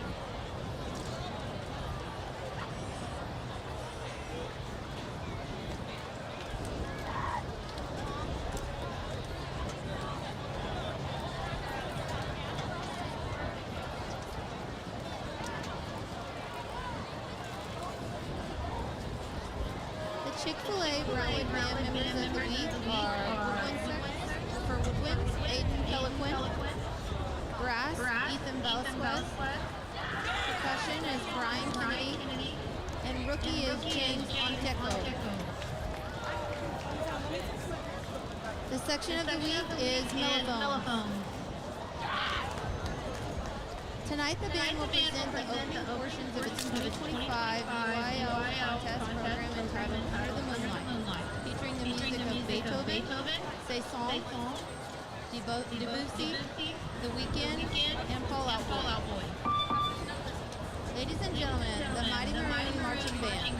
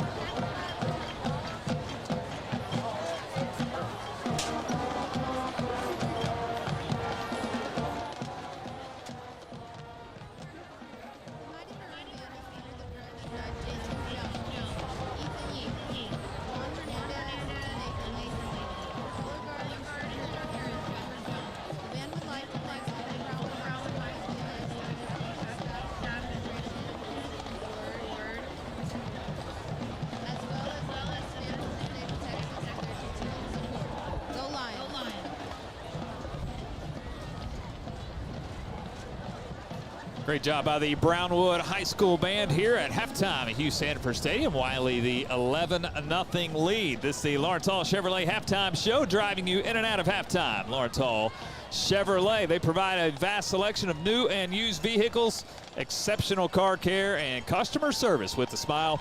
Recognized as Abilene's best new car dealer by the Abilene Reporter News for more than 20 years. Our good friends at Lawrence Hall Chevrolet. We welcome to the field the Wylie High School Bells and the Wylie Pure Gold Band. Sponsors for the Bells are Key City Dance Company, the Dance Club, First Financial, Toyota of Abilene, Big Country Medical Centers, Lawrence Hall Chevrolet GMC Buick, Dirty Down, Bonky Brothers Construction, Dr. Timothy Hill, Fat Map Roofing, The Shed, Tammy Schiffler, Paul Johnson and Associates, BTS Lane Clear, Lane Tech Roofing, Spiritual Team, Conley, C4 Fuel, Five Sabres LLC, Sarah Hunter, Keller Williams Realty, Hardline Seamless Gutters, Syca Industrial Sales, ABSCO Supply, Homes by Design, Key City Collision, Early Day Spa, Abilene Beauty Bus, Myro Enterprises, Shelley Brooks Stovall Realtor, Mighty Molding Manufacturing, Stephanie Jackson, Improtect Gibbs and Todd Incorporated, Apricot Lane Boutique, SOS Snowball, Star Dodge Abilene, Router's Edge Construction, Abilene Restaurant Repair, Huey Concrete Construction, Jimmy Parking Realtors, Abilene Pediatric Dental Associates, Abilene Teachers Federal Credit, Amplified Vision, Peak Roofing and Exteriors, Carlton and Chastain Orthodontics, Tim and Cindy Boone, Noma Engineering and Construction, Texas Interiors, Jay's Barbecue Shop, 7 Abby Walla, Sandera Properties, Sarah Wu and Marcus Stardust Studio UV Eyelash Extensions, and Accurate Creative Solutions.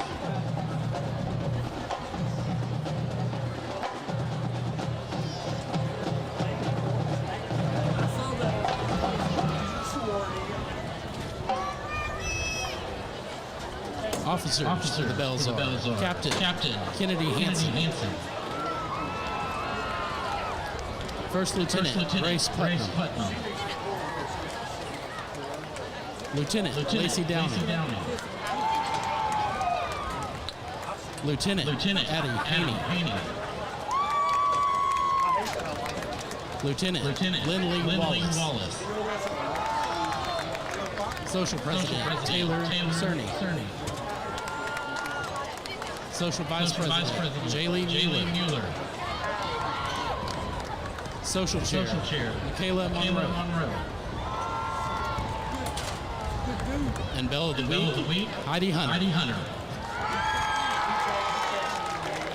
The Wylie Varsity Bells are under the direction of Kaylin Winters, and will be dancing to Mamma Mia tonight.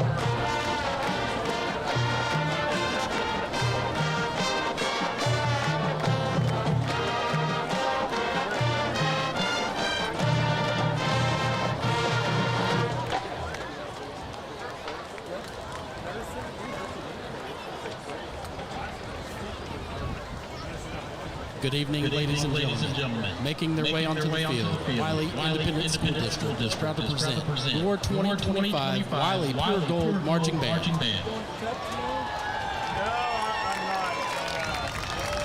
Tonight, the Pure Gold will be debuting their UIL field production entitled Into the Unknown. This year's show refers to that feeling of entering into something new, unfamiliar, and uncertain. It senses both apprehension and excitement by making one step out of their comfort zone and facing the unknown consequences and challenges that lie ahead. Our soloists tonight are Melania Estrada on flute and Maddox Humphreys on alto saxophone. The color guard is led by Captain Morgan Dean. Performers of the week are Cadence Parrish, Asher Pitcock, Melvin Barnes, and Landon Ammons. Leader of the week is Augusta Dudio. And section of the week goes to the color guard. The Pure Gold Band is under the field direction of drum majors McKenna Herbert, Bryson Wilson, Riley Robinson, and Allie Brandon. Drum majors begin tonight's halftime performance of Into the Unknown.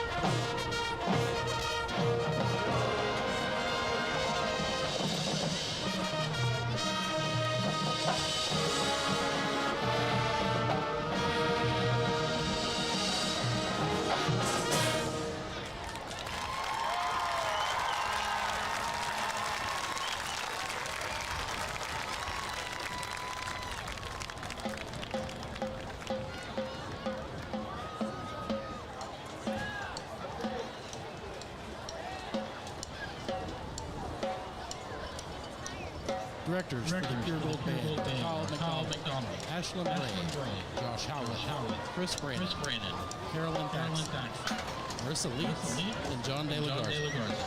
Color guard director is Angie Torres. Student teacher is Miss Lauren Graves. The Wylie Pure Gold Band would like to thank our sponsors for their continued support of our program and students. Red Rooster Consulting and Construction, Intune Music and Sound, Mr. Bruder, Tim's Truck Service, Animal Health and Medical Center, Lucy Limited, Thornton Tree Service, CM Custom Home, Taylor County EMS, Buckethead, Amplified Vision, C4 Fuels, Faulknot Airsoft, Abilene Records, Valkyrie Tattoo, Cross Harbor Counseling, D&J Holden. Great job by the Wylie Pure Gold Band, Kyle McDonald and company. The Wylie Bells under the direction of Kaylin Winters. 11-0 is our halftime score here at Hugh Sandifer Stadium. We'll get ready to start the second half here in just a moment. But again, I want to say special thanks to Intune Music and Sound, our Pure Gold Band halftime show sponsor. The mission statement of Intune Music and Sound is their service. At Intune Music and Sound, that means providing a real service to the customer, helping you find the best answer to your unique situation. Again, this is the Lawrence Hall Chevrolet halftime show. Driving you in and out of halftime is Lawrence Hall Chevrolet, providing a vast selection of new and used vehicles, exceptional car care, and customer service with a smile. Recognized as Abilene's best new car dealer by the Abilene Reporter News for more than 20 years. Lawrence Hall Chevrolet. Got a little special moment here down on the south side, the Clear Fork Bank Kick for Cash. Clara Percival is the high school senior who has been selected for the 25-yard field goal. If she makes it, it's a $500 win. Our good friends at Clear Fork Bank. The kick for cash here for the Wylie High School students. And our contestant winner is Wylie High School senior Claire Percival. All right, Claire. Claire Percival, 25-yard field goal. The Clear Fork Bank kick for cash. What do you think, Hodge? She's got a little bit of wind help here. Hold's always big. I don't see Lucy out there holding the ball, so good hold. Kick is on up. The way. It is good. Clara Percival from 25 yards out. Clear Fork Bank kick for cash, $500. It's a good night to be here at Hugh Sandifer Stadium. How about that? There's a real good chance she may be, her friends may be asking for some snow cones, some drinks, soda pop after the game. If she goes near the concession, she's buying everybody. So kick is up and good. 11-0, looking like Noah Reberg out there kicking field goals. 11-0 here at halftime. We will look at the first half stats. We'll get to the third quarter kickoff. It's on the other side. Bulldog football powered by Taylor Electric Cooperative. The Wylie Bulldog Sports Network, 106.3 The Raider.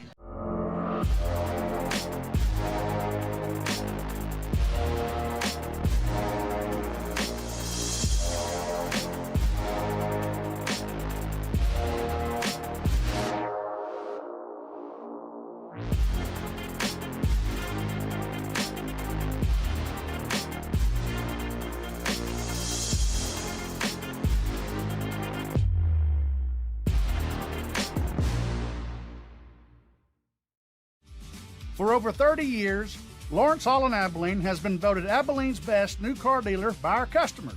That's because we offer the best products from Chevrolet, Buick, and GMC, and the best customer service too. And that is still true today. Great products and great customer service. So the next time you need a new car, truck, or SUV, come see us or visit us online 24/7 at LawrenceHallAbileneOnline.com. Why go anywhere else? At Taylor Electric Cooperative, we are more than just the services we provide.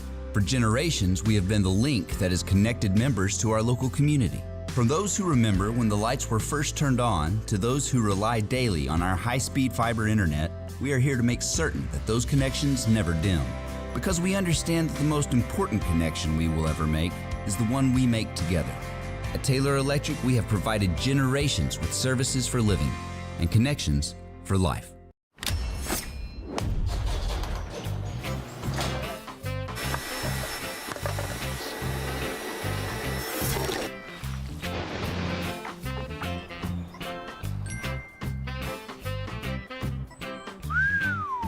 15 to do my next?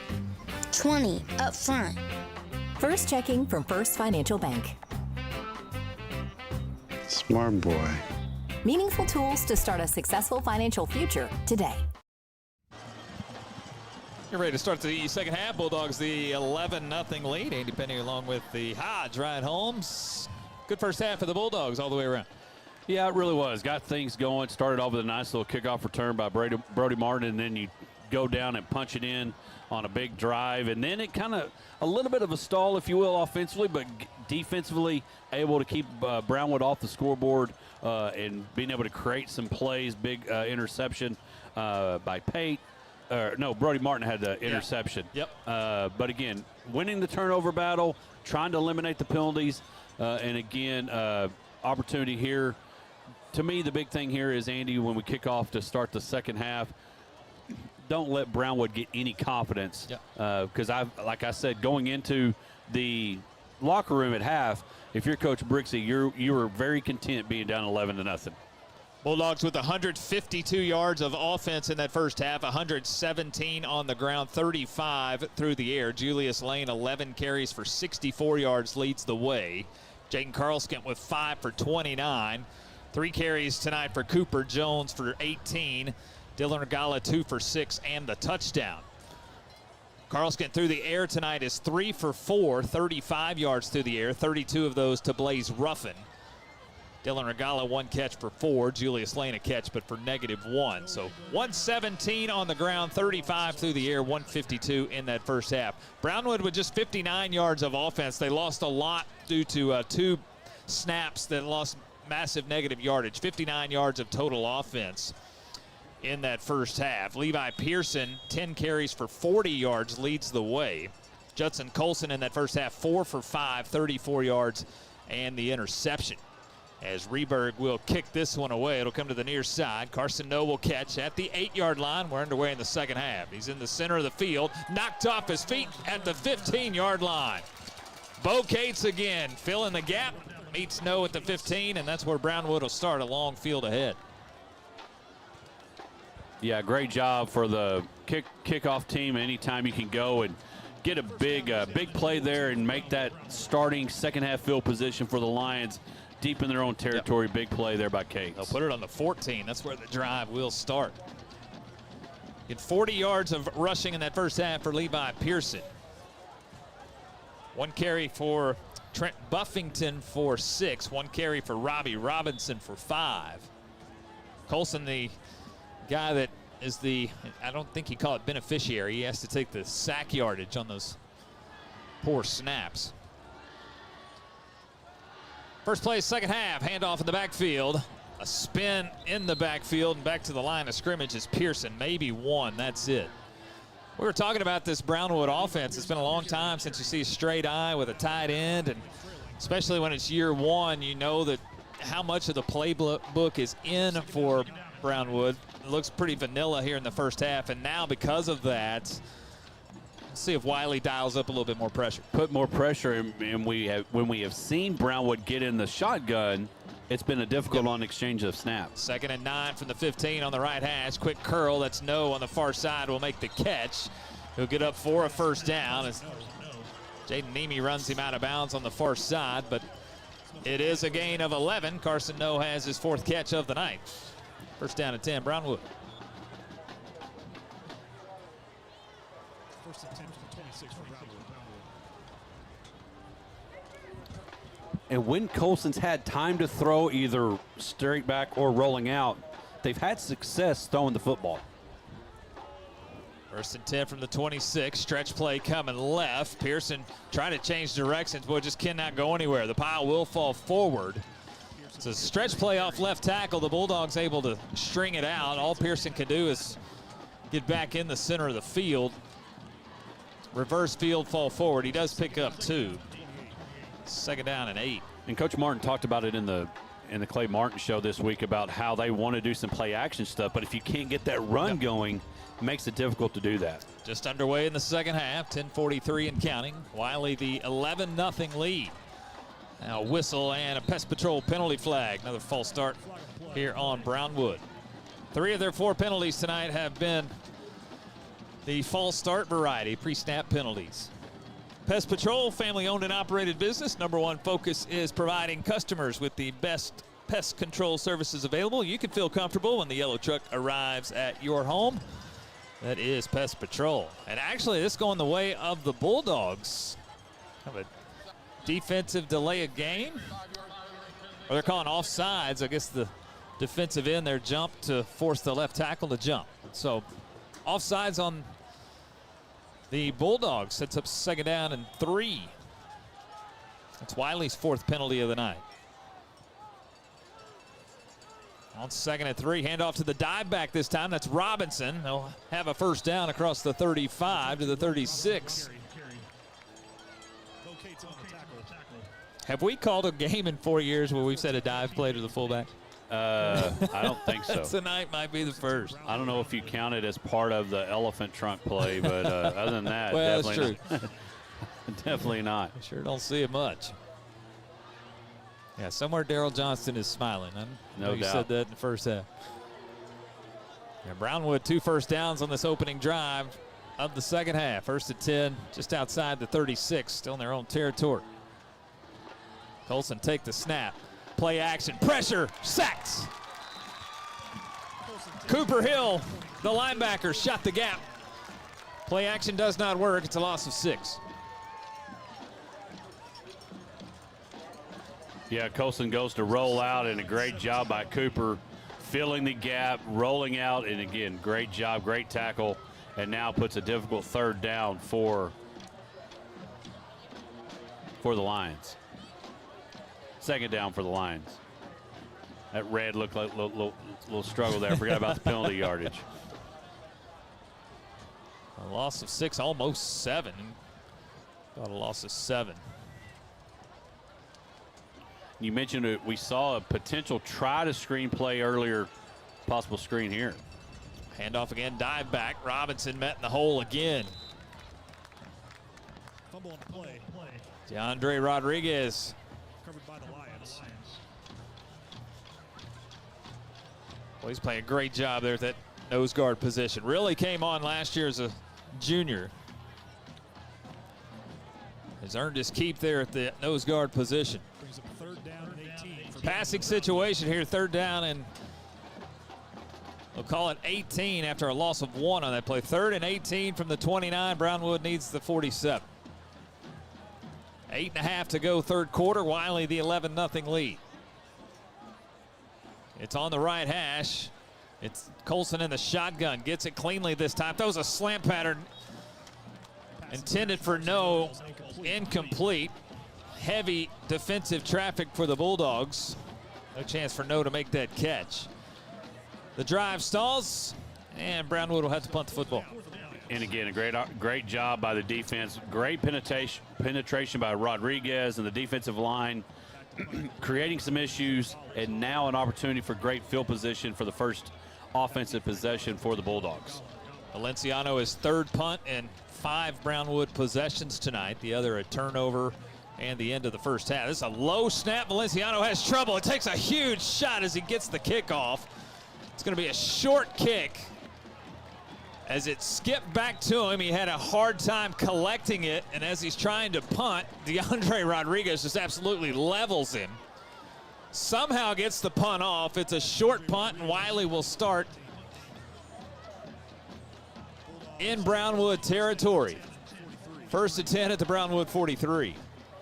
Well, and you've got to try to get the punt off, because it's not like we saw Colson do that earlier on a bad snap at quarterback.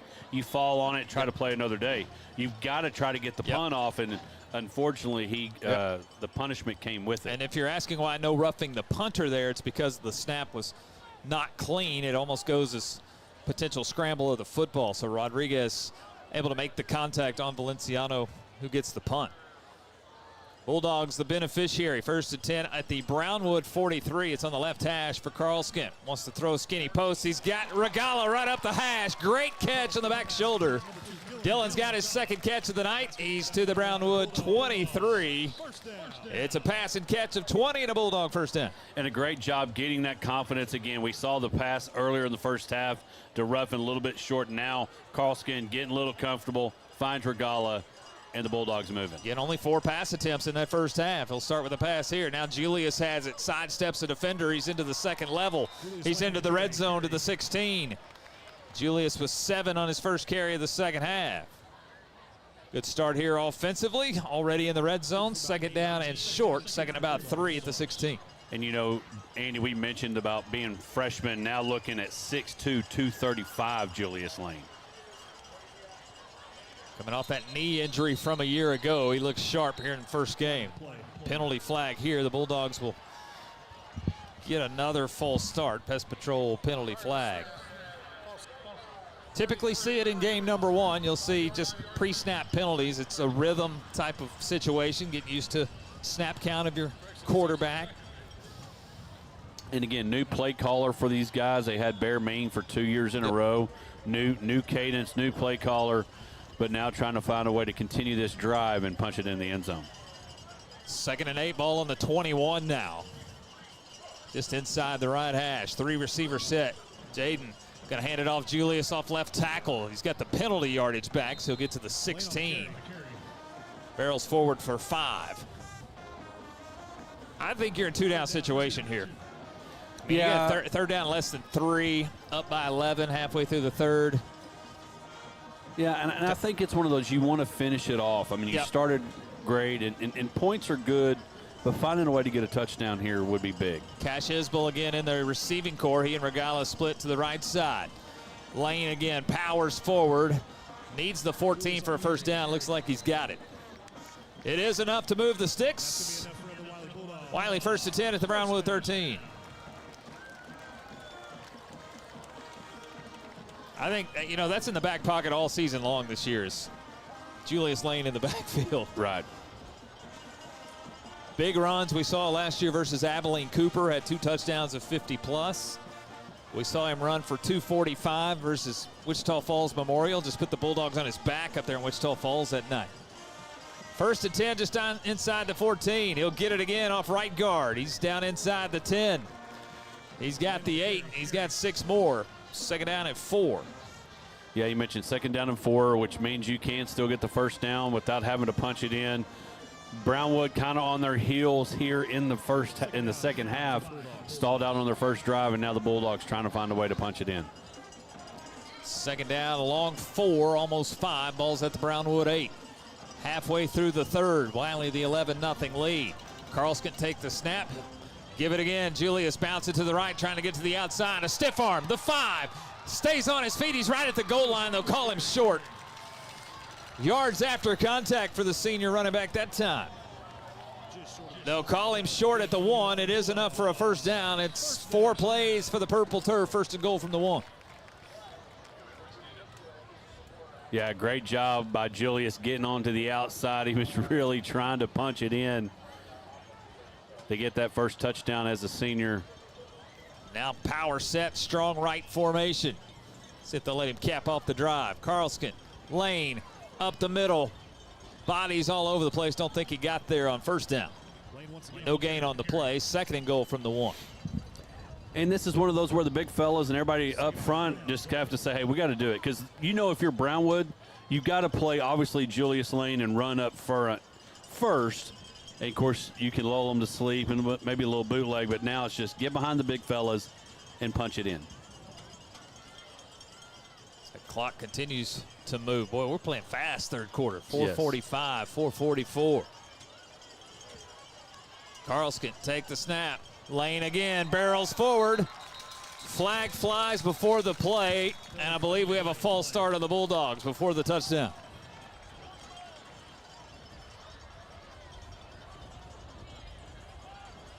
And that's just one of those frustrating feelings for coaches when you're like, we're so close, punch it in. It is a false start. Pest Patrol penalty flag will take the touchdown off the scoreboard.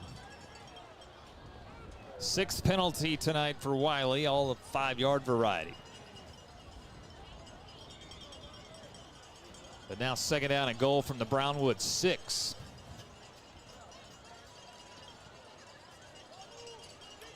Had some personnel change. Yep, going jumbo. Take the snap. Regala, right guard, looking for a hole, pushing forward. And Dillon, did he get the goal line? Yes, he did. It's a Wylie Bulldog touchdown.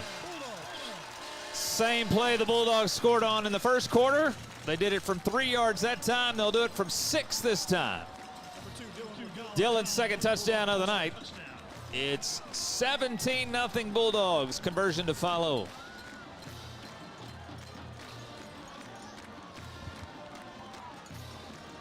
Good opening drive of the second half. They score on the first drive of the first half. They'll score on the opening drive here of the second half. Reberg's in for the extra point. Although we saw Wylie go for 2 the first time. The winner on the same play, but a flag flies again. And a false start on the conversion. Wylie ran the same play, direct snap to Cates, the holder, who ran straight up the middle, but a false start. Yeah, when you have a guy like Cates that plays, has some backup quarterback, you have a lot of options there as a holder to definitely keep the special teams on the defensive side on their toes. But it looks like we're going to go ahead and kick it away here. Cates is already down on a knee to accept the snap. Snap is back. It's a good one. Hold is down. And Noah's PAT from 5 yards back is good. 4:30 left our third quarter. Our new score, Wylie 18, Brownwood 0. Wylie Bulldog football powered by Taylor Electric Cooperative on the Wylie Bulldog Sports Network, 106.3 The Raider. At Taylor Electric Cooperative, we are more than just the services we provide. For generations, we have been the link that has connected members to our local community. From those who remember when the lights were first turned on to those who rely daily on our high-speed fiber internet, we are here to make certain that those connections never dim. Because we understand that the most important connection we will ever make is the one we make together. At Taylor Electric, we have provided generations with services for living and connections for life.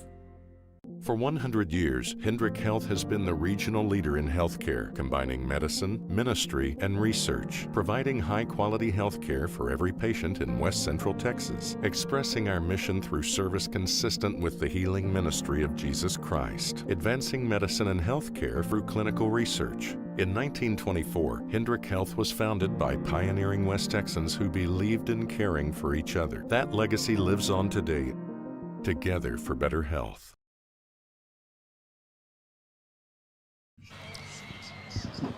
Dillon Regala, the touchdown. It is 18-0 Bulldogs. And Noah Reberg gets ready to kick off. Yeah, Noah had a little pressure there. As you mentioned it, Clara Percival, the kick for cash winner at halftime. Yeah. Same distance, and Noah just made that PAT.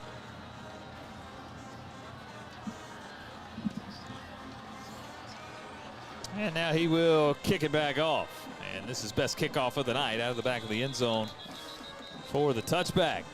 Communities of Abilene Federal Credit Union, our scoring drive summary sponsor. 8 plays, 43 yards, and 3:39 off of the clock. Dillon Regala, his second touchdown, this one from 6 yards out. Noah Reberg adds the extra point. 8 plays, 43 yards, 3:39 off the clock. Bulldogs the 18-0 lead with 4:30 left here in quarter number 3. Communities of Abilene Federal Credit Union, member-owned, community-focused, full-service financial institution serving Abilene and the Big Country. They've been doing that since 1955. First and 10 on the 25. Brownwood going to stay committed to the run. Another handoff. And Pearson will stretch out for 6 as he gets across the 30 to the 31. Wylie's gone over 200 yards of offense now with that last drive.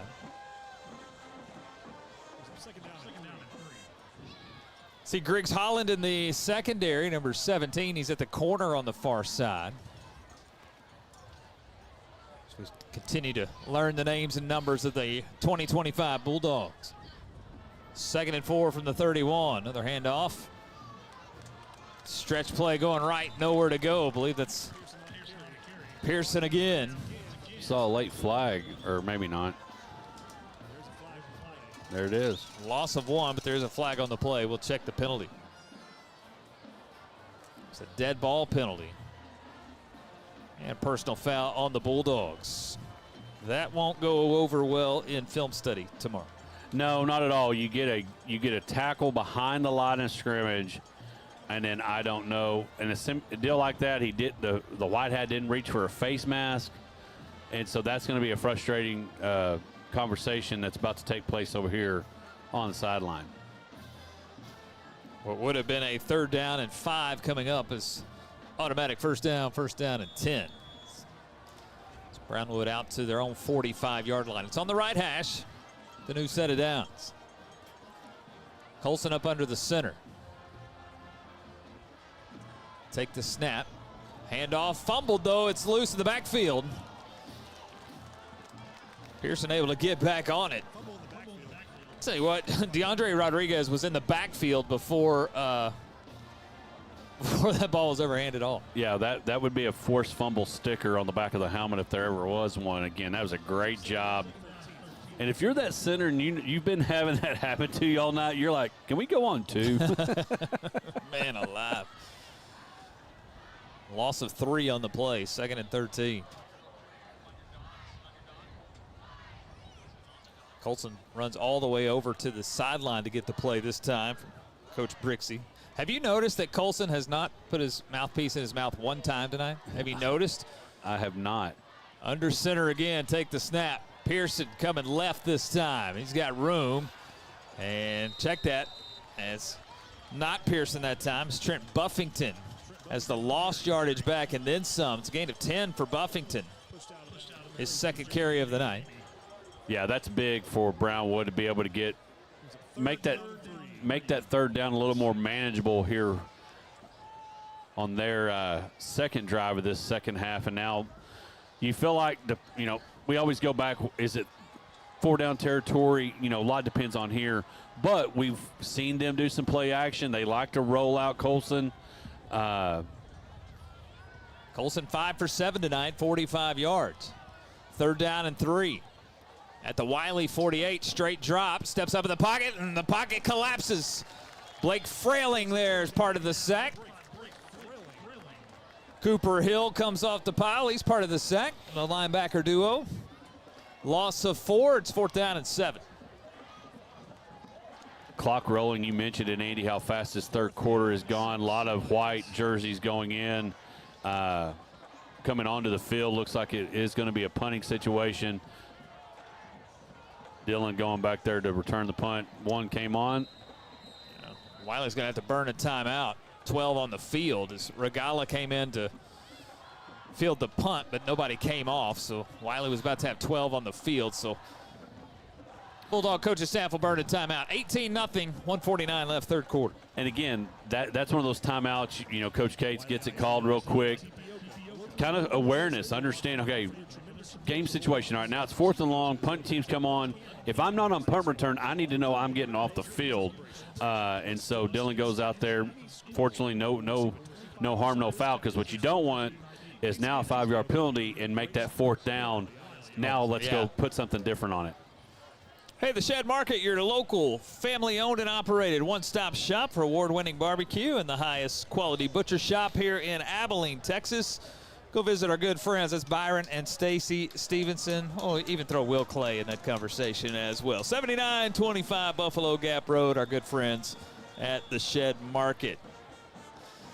I know it's only been like 2 days since you've been to the Shed Market. I'm just guessing. Yeah, it's not been long. And actually reached out to Byron this past week. Yep. Good folks. They stay busy for sure. Deservedly so. 4th down and 7. Brownwood does have their punt unit out. Valenciano back in punt formation. Took a big shot last time. Another low snap. He'll get this one off. No chance for a return for Regala. He'll take a sideways roll and roll out of bounds at the Wylie 35. So Bulldogs will set up shop with 1:41 left here in the 3rd and the 18-0 lead. Wylie scored on their opening drive of the night, an 8-play, 57-yard drive. All 8 plays on the ground. Dylan Regala, the 3-yard touchdown run. Noah Reberg added a field goal right before the half. It was 11-0 at the half. Wylie scored on their opening drive of the 2nd half, an 8-play, 43-yard drive. Dylan Regala again in the power set, able to score the 6-yard touchdown. First and 10, Wylie at the 35. Carlson take the snap, handoff lane again, bouncing to the left. Short gain for Julius. He's got about 2. Check the out-of-town scoreboard. You got anything? We'll check. Lubbock Cooper was up on Lucas Lovejoy. That's a little bit of a surprise here early in the season. Of course, Lucas Lovejoy, led by head coach Todd Dodge. But Cooper Pirates had an early lead. Check in here in a minute. 2nd and 8 at the 37.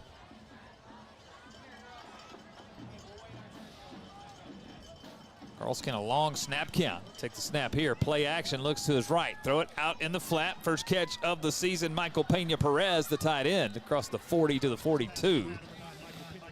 He's got 5. Another easy throw for Jaden. Continues to connect. 3rd down and about 3. Bulldogs at their own 42. And really good job by the guys up front, giving Jaden plenty of time to throw the football in a very manageable 3rd down, and opens up the playbook for Coach Mean. Could be our last play here of the 3rd quarter. 3rd down and 3. Wylie at their own 42. It's on the right hash. Motion across the formation. That's Wyatt Kidman, number 6. Straight drop. Carlson setting up the screen. He's got Lane in the right flat. Flag flies. Nice open field tackles. Lane is short at the 1st down. Ankle tackle by Nick Rodriguez to keep Julius short.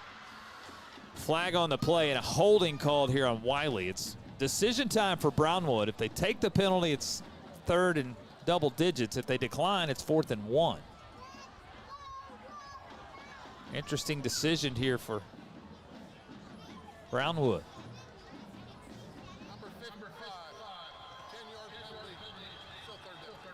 Brownwood will go ahead and accept the penalty. Set up a 3rd down and 13. Be interesting next week. We'll be able to ask a guy some questions. Yeah. Good friend Phil Hill, referee extraordinaire. He'll be joining us in the booth next week. Who's the guy in the NFL? What's his name? I forget what his name is. It's all Joe Tessitore. Yeah. You've got Pachera, whatever his name is, Fetcha. I don't know. Looks like they're going to wait and go ahead and go to the 4th quarter here to run this play. And that will take us to the end of the 3rd quarter. Bulldogs in control tonight, 3 quarters in. Our score, Wylie 18, Brownwood 0. We'll take the timeout. Bulldog football powered by Taylor Electric Cooperative on the Wylie Bulldog Sports Network and 106.3 The Raider.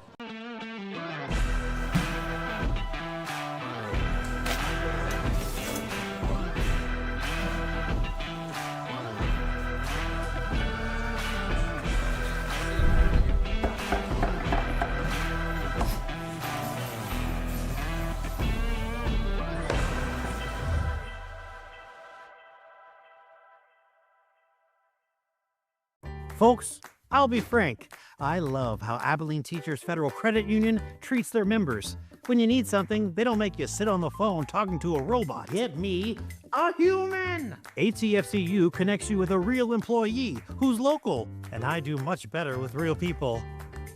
Human! Hi! Abilene Teachers Federal Credit Union. Real people, real service. Your savings federally insured by NCUA. Start of the 4th quarter, 18-0 Bulldogs. Scored in each of the first 3 quarters and shut out the Lions here in the first 3. Have an 18-0 lead as we start the 4th. Glad you're with us tonight here on 106.3 The Raider and the Wylie Bulldog Sports Network. Andy Penny alongside the Hodge, Ryan Holmes. Year number 4 for us in the booth. Got a good story about you about our game number 1. It was in Brownwood. 3rd and 13 out of the quarter change. Carlson get chased from behind and get back to the original line of scrimmage. That's about it. Christian Gray with the tackle. 4th and 13 coming up. Do you remember our first game? It was kind of a last minute. You got the invite to be part of the broadcast, and you said yes, and you already had your fantasy football draft scheduled. Yes. So here we are on the broadcast, game number 1, and you are drafting your fantasy football team during the broadcast. You remember that? I do. And trying to make sure I had the right internet and being able to. Thank goodness I didn't auto draft 3 kickers that night. As there's the Carlskit punt. It will flip the field, and Brownwood will take over. They'll get it on their own 35 with 11:21 left. I'll tell you one thing. You should have taken KJ Long as your quarterback that year in 2022. It was pretty fun, wasn't it? If he would have been available for a year that started with me answering a text that Friday morning and asking Tracy, hey, thoughts on picking your grandma up and we'll go to Brownwood, turned into a fun ride and some good stuff. You mentioned talking about the other games. Of course, Amarillo, Tascosa, and Paladura played last night, 10-0. Wichita Falls Memorial 35-22 over the Fort Worth Wyatt Chaparrals, and we'll do the rest of those in a moment. 1st and 10, Brownwood on their own 37. It's on the left hash. Colson play action, looks to his left with pressure, and the pressure's going to get to him. Sacked. Guess who it is playing a heck of a first game in a varsity uniform? Cooper Hill, the 5'10", 190-pound junior.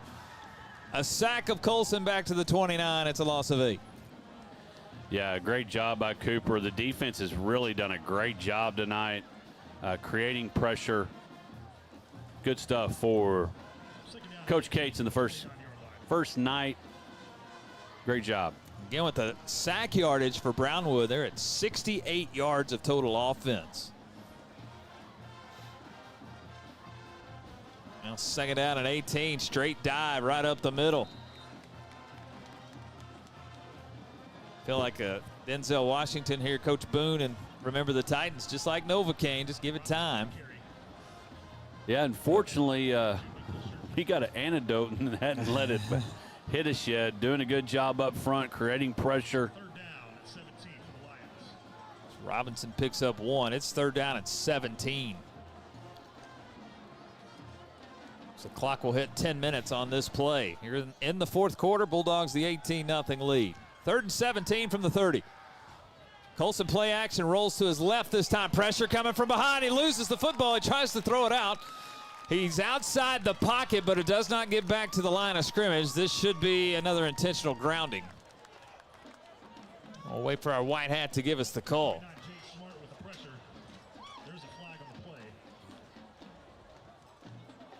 And it is intentional grounding for the 2nd time tonight. Jake Smart, the junior defensive lineman, 6 foot, 180 pounds, giving chase. You know, and the irony is, Andy, we started this thing. There was a Smart on the team, Stevenson on the team. I mean, we've started to see some of these younger brothers now catching up to us in the booth as well. And that's going to be one of those questions or things that they talk about tomorrow. Coach Brixey and Colson will be, hey, let's just take the sack. Let's be sure, because you don't want these intentional grounding penalties to get you down the road. So quick 3 and out, and another punt here for Valenciano. The punt is away. Had some pressure, but gets it away. Regalo will make an over-the-shoulder catch at the Wylie 40. Gets away from the first man, gets to the far sideline, takes a big shot on that far side. Knocked out of bounds right at that 40-yard line. So 9:44 left, and Wylie the 18-0 lead. Now a chance to milk some clock and try to put some insurance points on the board. A couple of those other District 5 2A, District 2A. Good night, almighty. Hey, first night too. First game. Yeah, District 2. Abilene Cooper winning 36-13 over Azle. They're in the 3rd. Plainview leading Canyon Randall 24-17 in the 3rd. Wichita Falls Legacy trailing the Coronado Mustangs. We'll see them a little bit later, 14-10. Coronado in 2 weeks for homecoming 2025. There's Lane, powers up left guard across the 45, 46, 47. 8 more for Julius. Julius has just gone over 100 yards, at least to the unofficial Microsoft Excel stat sheet here in the booth. 19 carries, 102 for Julius. Bulldogs at 221 as a team. 161 on the ground, 60 through the air. 2nd down, 2, balls at the 47. Carls can take the snap, give it to Lane again. Finds some room, 2nd level, he's into the 3rd level, into Brownwood territory. Knocked off his feet with a big hit, and the ball's loose. We'll see what the officials say. One official saying he was down. Brownwood is saying otherwise. And they will say, yes, he was down. The ground caused the fumble. So the drive will stay alive. It's 17 more for Julius, and it's first down at 10 at the Brownwood 36. Wylie will go quick. Julius again off right guard. Hand off to the 29. 7 more for Julius. This is what we have in our back pocket. We get to the fourth quarter. We're well conditioned. We've got a senior running back at 6'2", 235. We're going to run the football. 2nd and 3. Julius again. Hit right at the line. It's Christian Gray again. Initial contact. Maybe one for Lane this time. 3rd down, long 3 here. The Brownwood 29. Cooper Jones coming in to give Julius a bit of a breather here. The other game in the district, Lovejoy leading Lubbock Cooper 35-31. So they've come back to take the lead. 3rd down. Jones will get a handoff. He has been efficient behind Julius as he'll move the sticks down inside the 25 to the Brownwood 24. Wylie needed 3. Jones gives us 5. 1st and 10, Wylie, the 24-yard line. You know, the things I know, guys, y'all are here in memory lane of Andy and I as we, enter our senior year. We've seen guys carry the load. We've seen Malachi Daniels. We've seen Juju doing some of it. Last year, Jagan Smith. And now Cooper Jones coming in helping to take some of that load off of Julius Lane. Depth at that running back spot. 1st and 10. Play action this time. Carlskent rolls to his right. Has a nice block. Kick out to get him to the outside. He'll tuck it and run. Gets to the far sideline. Gets to the 22. Great kick out block. Sutton Stevenson, the junior, allowed Carlskent to get to the edge. Jaden had nobody open down the field. He'll get what he can, which is 2. 2nd down and 8 at the 22. 7:16 left. Wylie the 18-0 lead. Trying to punch at least one more in here in the fourth quarter. We'll be in Lubbock next week. It's a Thursday night special at Lowry Field. Wylie and Lubbock Monterey. It's next Thursday, and then Coronado is here 2 weeks from tonight for Homecoming 2025. A whistle and a false start here on the Bulldogs will cost them 5 more. There's been a downside. It might be the penalties tonight. 1, 2, 3, 4, 5, 6, 7, 8. Now 9 penalties for the Bulldogs. Pest Patrol doesn't mind that too much. Pest Patrol penalty flag. No, they're good with that. They and we don't mind them when they're on the road as the yellow truck gets on the road to that place. We're okay with that. Now 2nd down at 13. Bulldogs at the Brownwood 27. It's on the right hash, Frailing in motion right to left. Take the snap, it's fumbled, and all Carlskent can do is jump on it. It's back at the 33, it goes a loss of 6. And these are the things that, you mentioned penalties to talk about, and these are the kind of the sloppy things that you want to execute, get the snap, do those things, because a drive that started going toward the concession stand area now is starting going back toward Antley, and you don't like that if you're Coach Meek. There's too much traffic out there in Antley right now. Stay away from that. 3rd down and 18. Ball's on the Brownwood 33. Trips receivers to the left. It's the wide side of the formation. Now send Blaze Ruffin in motion into the formation. Carlskent throw it out in the flat. He misses Lane coming out of the backfield. It's only the 2nd incompletion tonight for Jaden. But now 4th down and 18, kind of in that no man's land. At the Brownwood 33, it's not really a place to punt, but it is 4th down and 18, so your odds are pretty low. But up 18-0 with 6:28 left. Certainly trust your defense the way they've played tonight. Yeah, and you got some options. You got the incomplete pass, obviously stops the clock. But again, with Carlskent, also the punter, a quick kick is on its way. And he will punt. Takes a nice roll. Can the Bulldogs down it inside the 5? Yes, they can. Right at the 1-yard line. Good decision, Coach Martin and Coach Ryan Lucas, the new special teams coordinator for the Bulldogs. Carlson gets the quick kick punt off. Dylan Regala downs it at the 1. It's a long field ahead for Brownwood. No doubt to let you know at home, this is by far the worst field position for the Brownwood Lions tonight. If you are keeping stats to yourself. Because if we don't have any stats, what is it? It's just a scrimmage. Just a scrimmage. Yep. So. Without stats, it's only a scrimmage. Did you keep the old baseball scorebook back in the day? Were you one of those guys in the stands? That wasn't you, huh? Man. I had so much going on, wandering around looking. There's no way. I'm good to write down the play sheet over here. Are you kidding me? Now, I'm going to tell you right now, you think DeAndre Rodriguez is licking his chops for a safety right here? Here comes a power set. Check this out. Power eye. Two fullbacks, 2 tight ends. It's a quarterback sneak for Colson. And nowhere to go. Yep, Rodriguez all there. Bo Cates is coming out of the pile with the football in the end zone, trying to signal a touchdown. It's not a touchdown, but it's a fumble recovery at the 1-yard line. Bo Cates, the takeaway. Bulldogs 1st and goal at the 1. There you go. That's there you go. I mentioned one of the keys to the victory, keys to the game, win the turnover battle.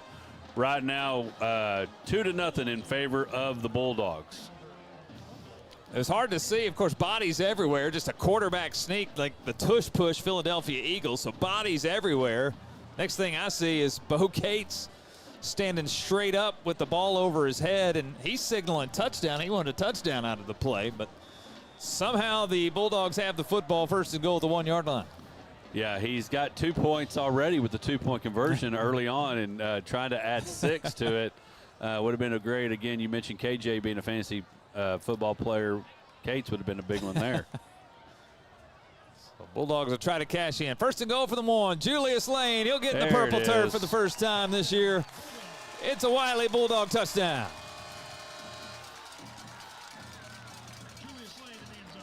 Reward the big guy who's now at 128 yards rushing on 23 carries. It's 24-0 with an extra point to come. Yeah, great job. Good to see Julius get into the purple turf on. Again, it's a first. Everybody talks about the first, last, and all those things. His first home opener as a Bulldog. Great job punching it in. I did the scoring drive summary for you. I appreciate it. Hey, it was 1 yard, 3 seconds. Ish. 1 play, 1 yard, 4 seconds. Noah Reberg again for the PAT. It's on the way. It is up, and it is good. 6:09 left tonight. Our new score, it's Wylie 25 and Brownwood 0. Bulldog football, we're powered by Taylor Electric Cooperative on the Wylie Bulldog Sports Network. 106.3 The Raider.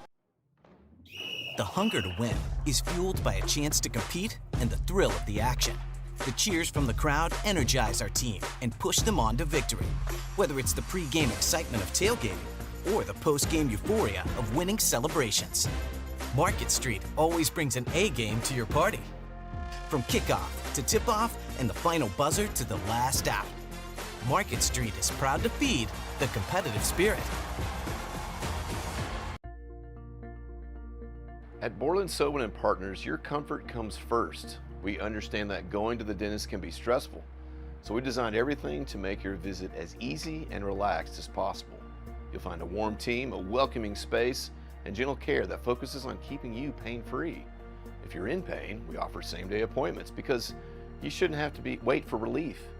Whether it's a cleaning or something more involved, we make sure you feel safe, heard, and taken care of every step of the way.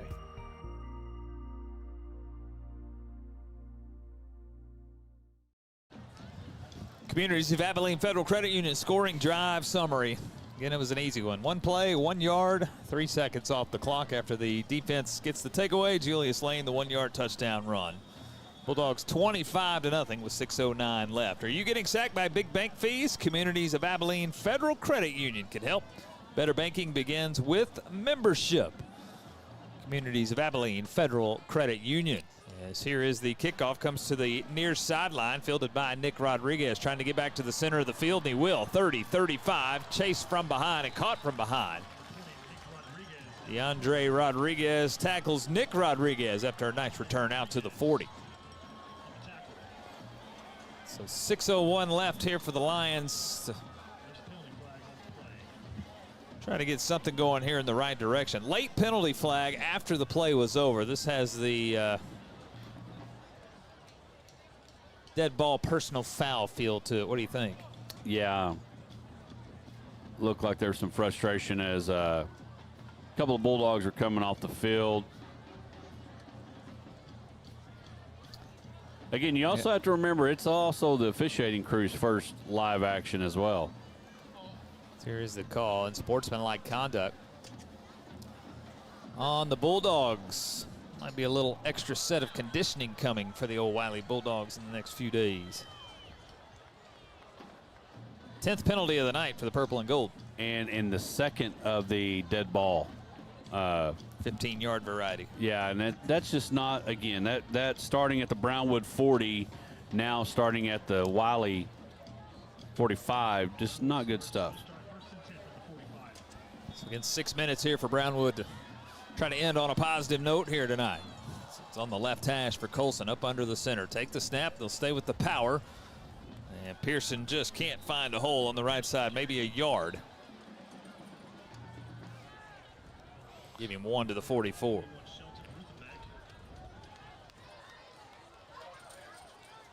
So Monterey next week on a Thursday night, Coronado for homecoming, and then Stephenville will wrap up the non-district portion of the schedule on September 19th at the new Art Briles Stadium over there in Stephenville. That'll be fun. We don't get to go to new stadiums very often. No, we last year we were part of brand new schools with Memorial and Legacy, and now we'll get our brand new stadium. Second down and 9 at the 44. Colson take the snap. It's Pearson again. Bounces to the left, finds some room. 35 has a first down. Gets inside the 30. One of his best runs of the night. Put him on the 29. Gain of 15. Second longest run of the night. 17 carries, 61 yards now for Levi Pearson. He's been the workhorse. First and 10 at the 29. 5 minutes left here at Hugh Sandifer Stadium. 20-25 opener and 25 on the scoreboard for the Bulldogs. 25-0 our score.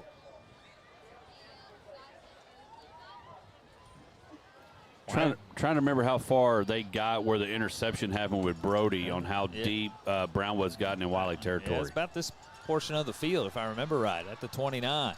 Another handoff, Pearson coming right. Great block to get him to the outside. 25, tackled in the open field at the 22. 7 more on that carry. Briggs Holland makes the tackle. Second down at 3. And here's the deal: you're up 25, and there's just a little over 4 minutes. But if you're the Bulldogs defense and you're Coach Cates, you want to keep that 0 on the scoreboard. Second down, 3 at the 22. Motion across the formation. Take the snap again. Pearson runs into a wall this time. Boy, nowhere to run. As a matter of fact, he's going to lose yardage, depending on forward progress. Jacob Vendua, the senior, 6', 200-pound linebacker, comes in on the tackle. It's a loss of 1. Third down and 4. Brownwood back at home next week. Gordon Woods Stadium. They'll play host to the Wall Hawks. Another storybook, boy, no doubt, franchise, if you will, in program. Third down and 4 from the 23. Colson fumbles the snap. The center quarterback exchange. And will be 4th down after all Colson can do is fall on it. And looks like Brownwood going to try to get it on the scoreboard. Here comes Valenciano in. Potential long field goal attempt.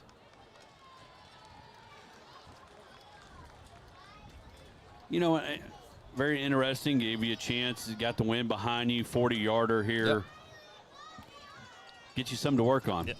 Just inside the right hash. Carson No has the tee down. Valenciano, 40-yard field goal attempt. Snap is back. It's off the mark. No just has to pick it up. and has to scramble for what he can, which is not much. It's going to be a loss on the play, a turnover on downs. The Bulldog defense is held after a loss of 9 on the stat sheet. The shutout stays intact with 2:34 left. Yeah, again, something to work on, and unable to execute. They say all the time with that field goal or extra point, you got to get the snap, you got to get the hold and the kick, and the snap and the hold didn't work. No kick, and now the Bulldogs get a chance to see what they want to do here. Milk it, get this thing out of here, and get ready for a short week, as you mentioned. Interesting because now as a coaching staff, you've got Labor Day on Monday and a short week to work with. It's a pretty good Monterey Plainsman team. Had a great year last year.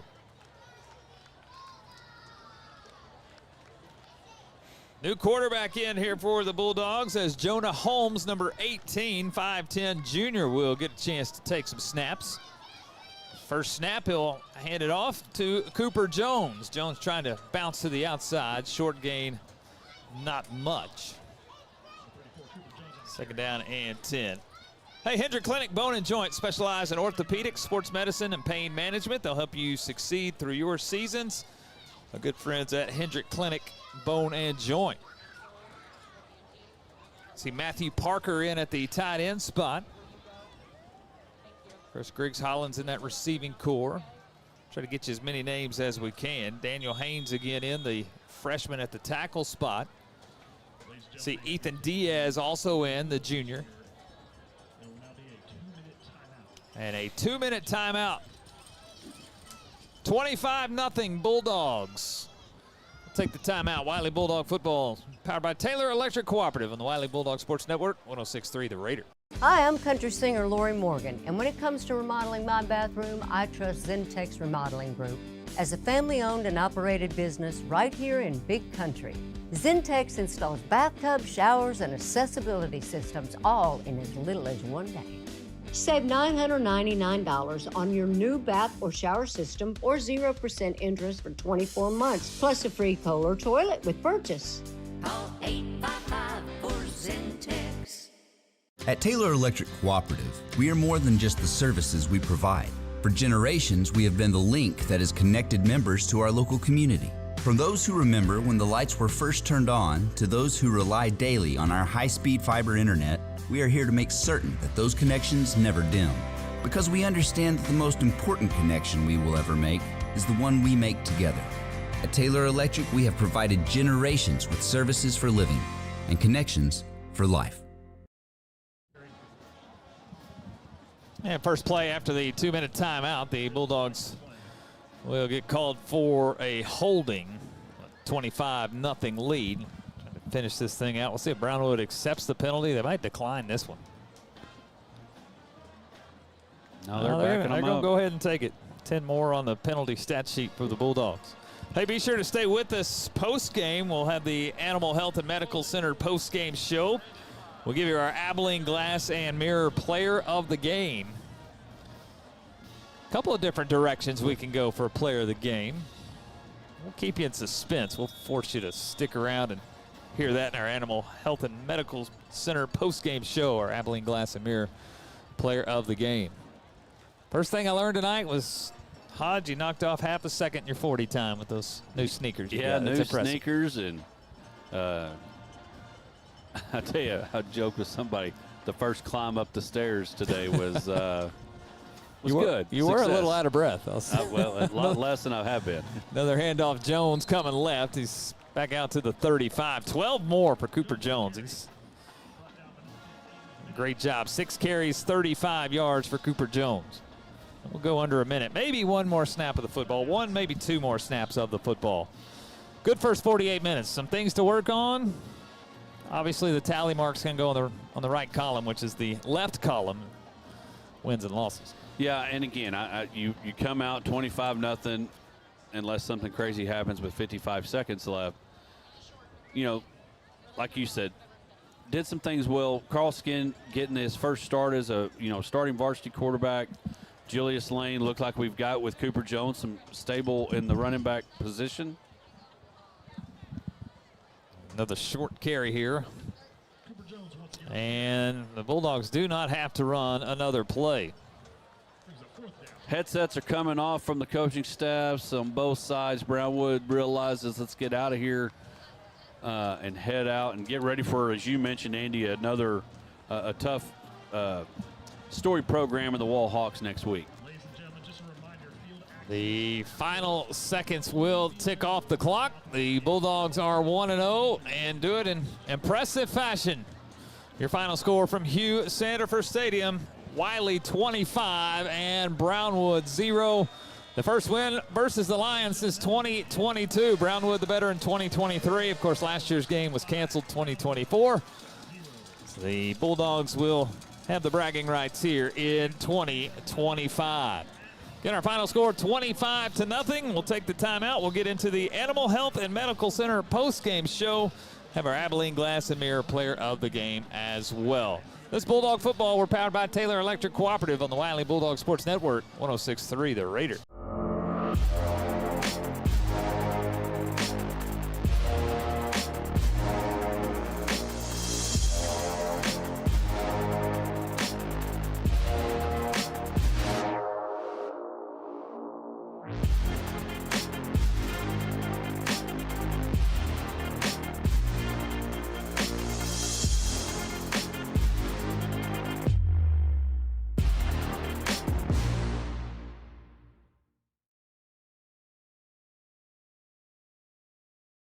For 100 years, Hendrick Health has been the regional leader in healthcare, combining medicine, ministry, and research, providing high-quality healthcare for every patient in West Central Texas, expressing our mission through service consistent with the healing ministry of Jesus Christ, advancing medicine and healthcare through clinical research. In 1924, Hendrick Health was founded by pioneering West Texans who believed in caring for each other. That legacy lives on today, together for better health.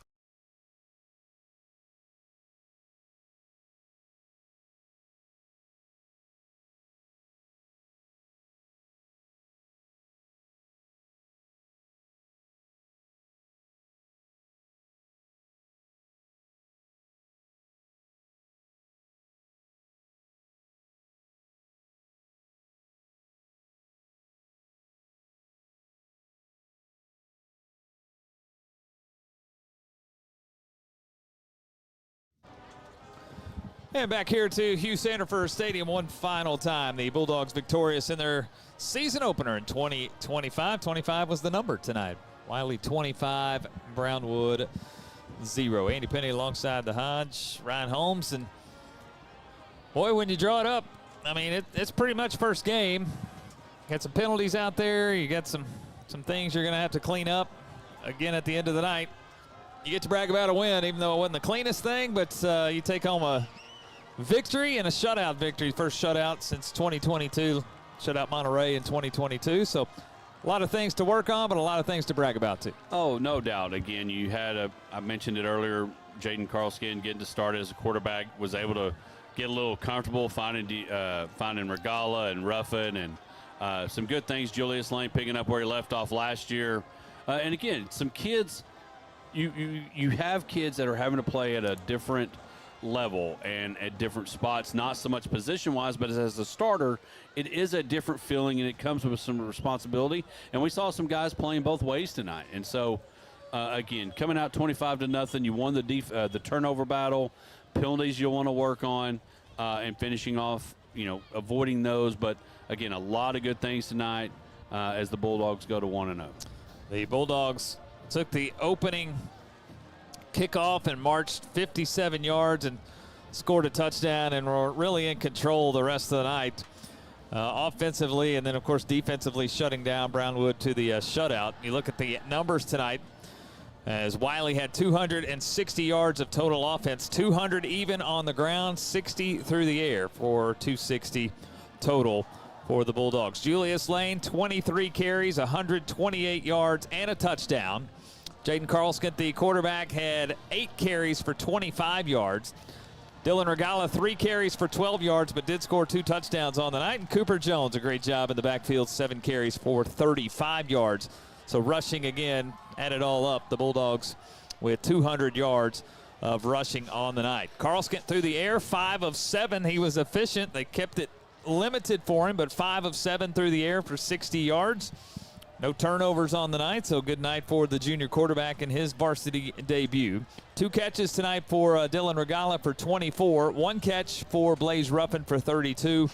1 catch tonight for Michael Pena Perez for 5. Julius had 1 catch out of the backfield that went for -1. Overall tonight, 5 of 7 through the air for 60 yards. No touchdowns, no interceptions. 260 yards total for the Bulldogs. For Brownwood tonight, 77 yards of total offense, 32 rushing, 45 passing for 77 total. A little of that, again, is skewed for Brownwood. We'll give them a little credit. They had a couple of sacks, big sacks for lost yardage, a couple of bad snaps for massive lost yardage. But overall, when you look at the stat sheet, 77 total yards of offense, 32 on the ground, 45 in the air for Brownwood for 77 total yards of offense. 19 carries tonight for Levi Pearson for 67 yards. 16 yards on the ground for number 25. That's Trent Buffington. Robbie Robinson on the night had 4 carries for 8 yards. Carson No, unfortunately, 1 carry for -9. That came on the bad snap on the field goal attempt. 1 for -9. Again, 32 yards of rushing for Brownwood on the night. 45 yards passing tonight for Colson through the air. 5 of 7, so pretty simple night for him. 5 of 7 for 45. Did have the interception on the opening drive of the night. 4 of those 5 completions went the way of Carson No. 4 for 36. 1 catch tonight for Connor Cornelius for 9. Add it all up at the end of the night, get a 25-0 Bulldog win. Hodge, good time of the night here. We get to pick our Abilene Glass and Mirror player of the game. All sorts of directions we can go here. You heard the offensive stat sheets. A 0 on the scoreboard defensively speaks for itself as well. Let's pick our Abilene Glass and Mirror player of the game. Again, I think he created a lot of issues for the offense for the Brownwood Lions tonight. And again, great job just creating havoc from center to snaps and everything in between. DeAndre Rodriguez is our player of the game tonight. A 6'1", 210-pound senior DeAndre Rodriguez playing nose guard. We saw him make contact with the running back before the running back even had the handoff. We saw him make sacks. He was chasing quarterbacks. He's making special teams plays as well. I think that's a great pick. Maybe a sign of what this defense is going to do inside the tackles, inside the box. Led by their senior, DeAndre Rodriguez. Good night for him. Yeah, no doubt. And again, we could have gone a lot of ways, which is good. Those are nights that you've got offense, you got defense, a lot of great things that you can pick from. And so, no doubt, DeAndre Rodriguez kicking it off with our player of the game tonight. And look forward to picking a number of those kids this year after some more W's. He wears 0 on the jersey. Brownwood had 0 on the scoreboard. Or Abilene Glass and Mirror player of the game. Since 1946, Abilene Glass and Mirror has been Abilene's preferred glass and mirror shop. You're sure to find what you're looking for there. Our good friend Tim Nelson and Abilene Glass and Mirror. Visit them online at AbileneGlass.com. All right, Hodge, 1-0. Long season ahead. Short week ahead as we'll be in Lubbock Lowry Field versus the Monterey Plainsmen, a Thursday night special. Yeah, and again, Thursday night, great thing is both of us are going to be doing it. We'll be kicking off week 2, and the Micah Parsons Dallas Cowboys will be kicking off game 1. But looking forward to being at Lubbock and seeing our again. You want to improve each week, and so next week is the opportunity to do that, and we get to do it sooner. I'm just going to say this: must watch TV next Thursday night. Eagles, Cowboys, Plainsmen, Bulldogs. I'm tuning in to Wylie Bulldog Productions on YouTube. Oh, no doubt. No doubt. No doubt at all. So, Hodge, great job. Appreciate it. I'll see you Thursday night up at Lowry Field in Lubbock. As again, that's going to wrap things up here at Hugh Sandifer Stadium. Opening night of 2025 is a good one. Wylie on top of Brownwood 25-0. Plenty of great people to thank for this one.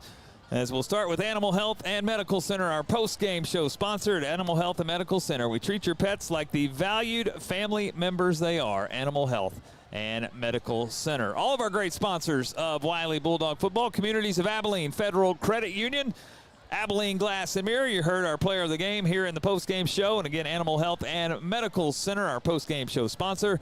106.3 The Raider, our radio home for Wylie Bulldog football.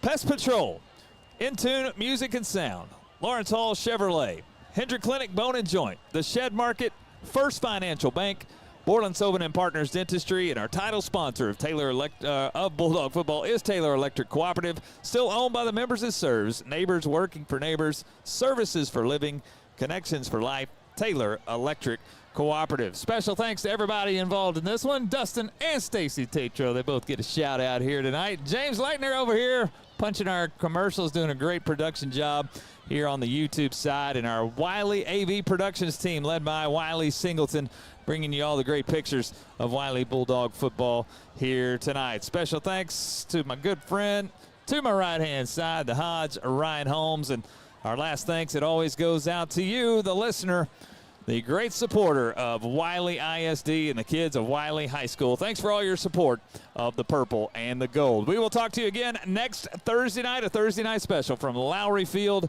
in Lubbock. The Monterey Plainsmen playing host to the Wylie Bulldogs. 7 o'clock kickoff from Lowry Field. Of course, we'll have it here on Wylie Bulldog Productions on YouTube and 106.3 The Raider. Speaking of 106.3 The Raider, following us right here, the debut of the West Texas Friday Night Scoreboard Show. You can get all the West Texas scores with Mark Finkner and the whole crew. The West Texas Friday Night Scoreboard Show on 106.3 The Raider. For everybody involved, I'm Andy Penny. We'll talk to you next Thursday night. Until then, take care and God bless. So long, everybody.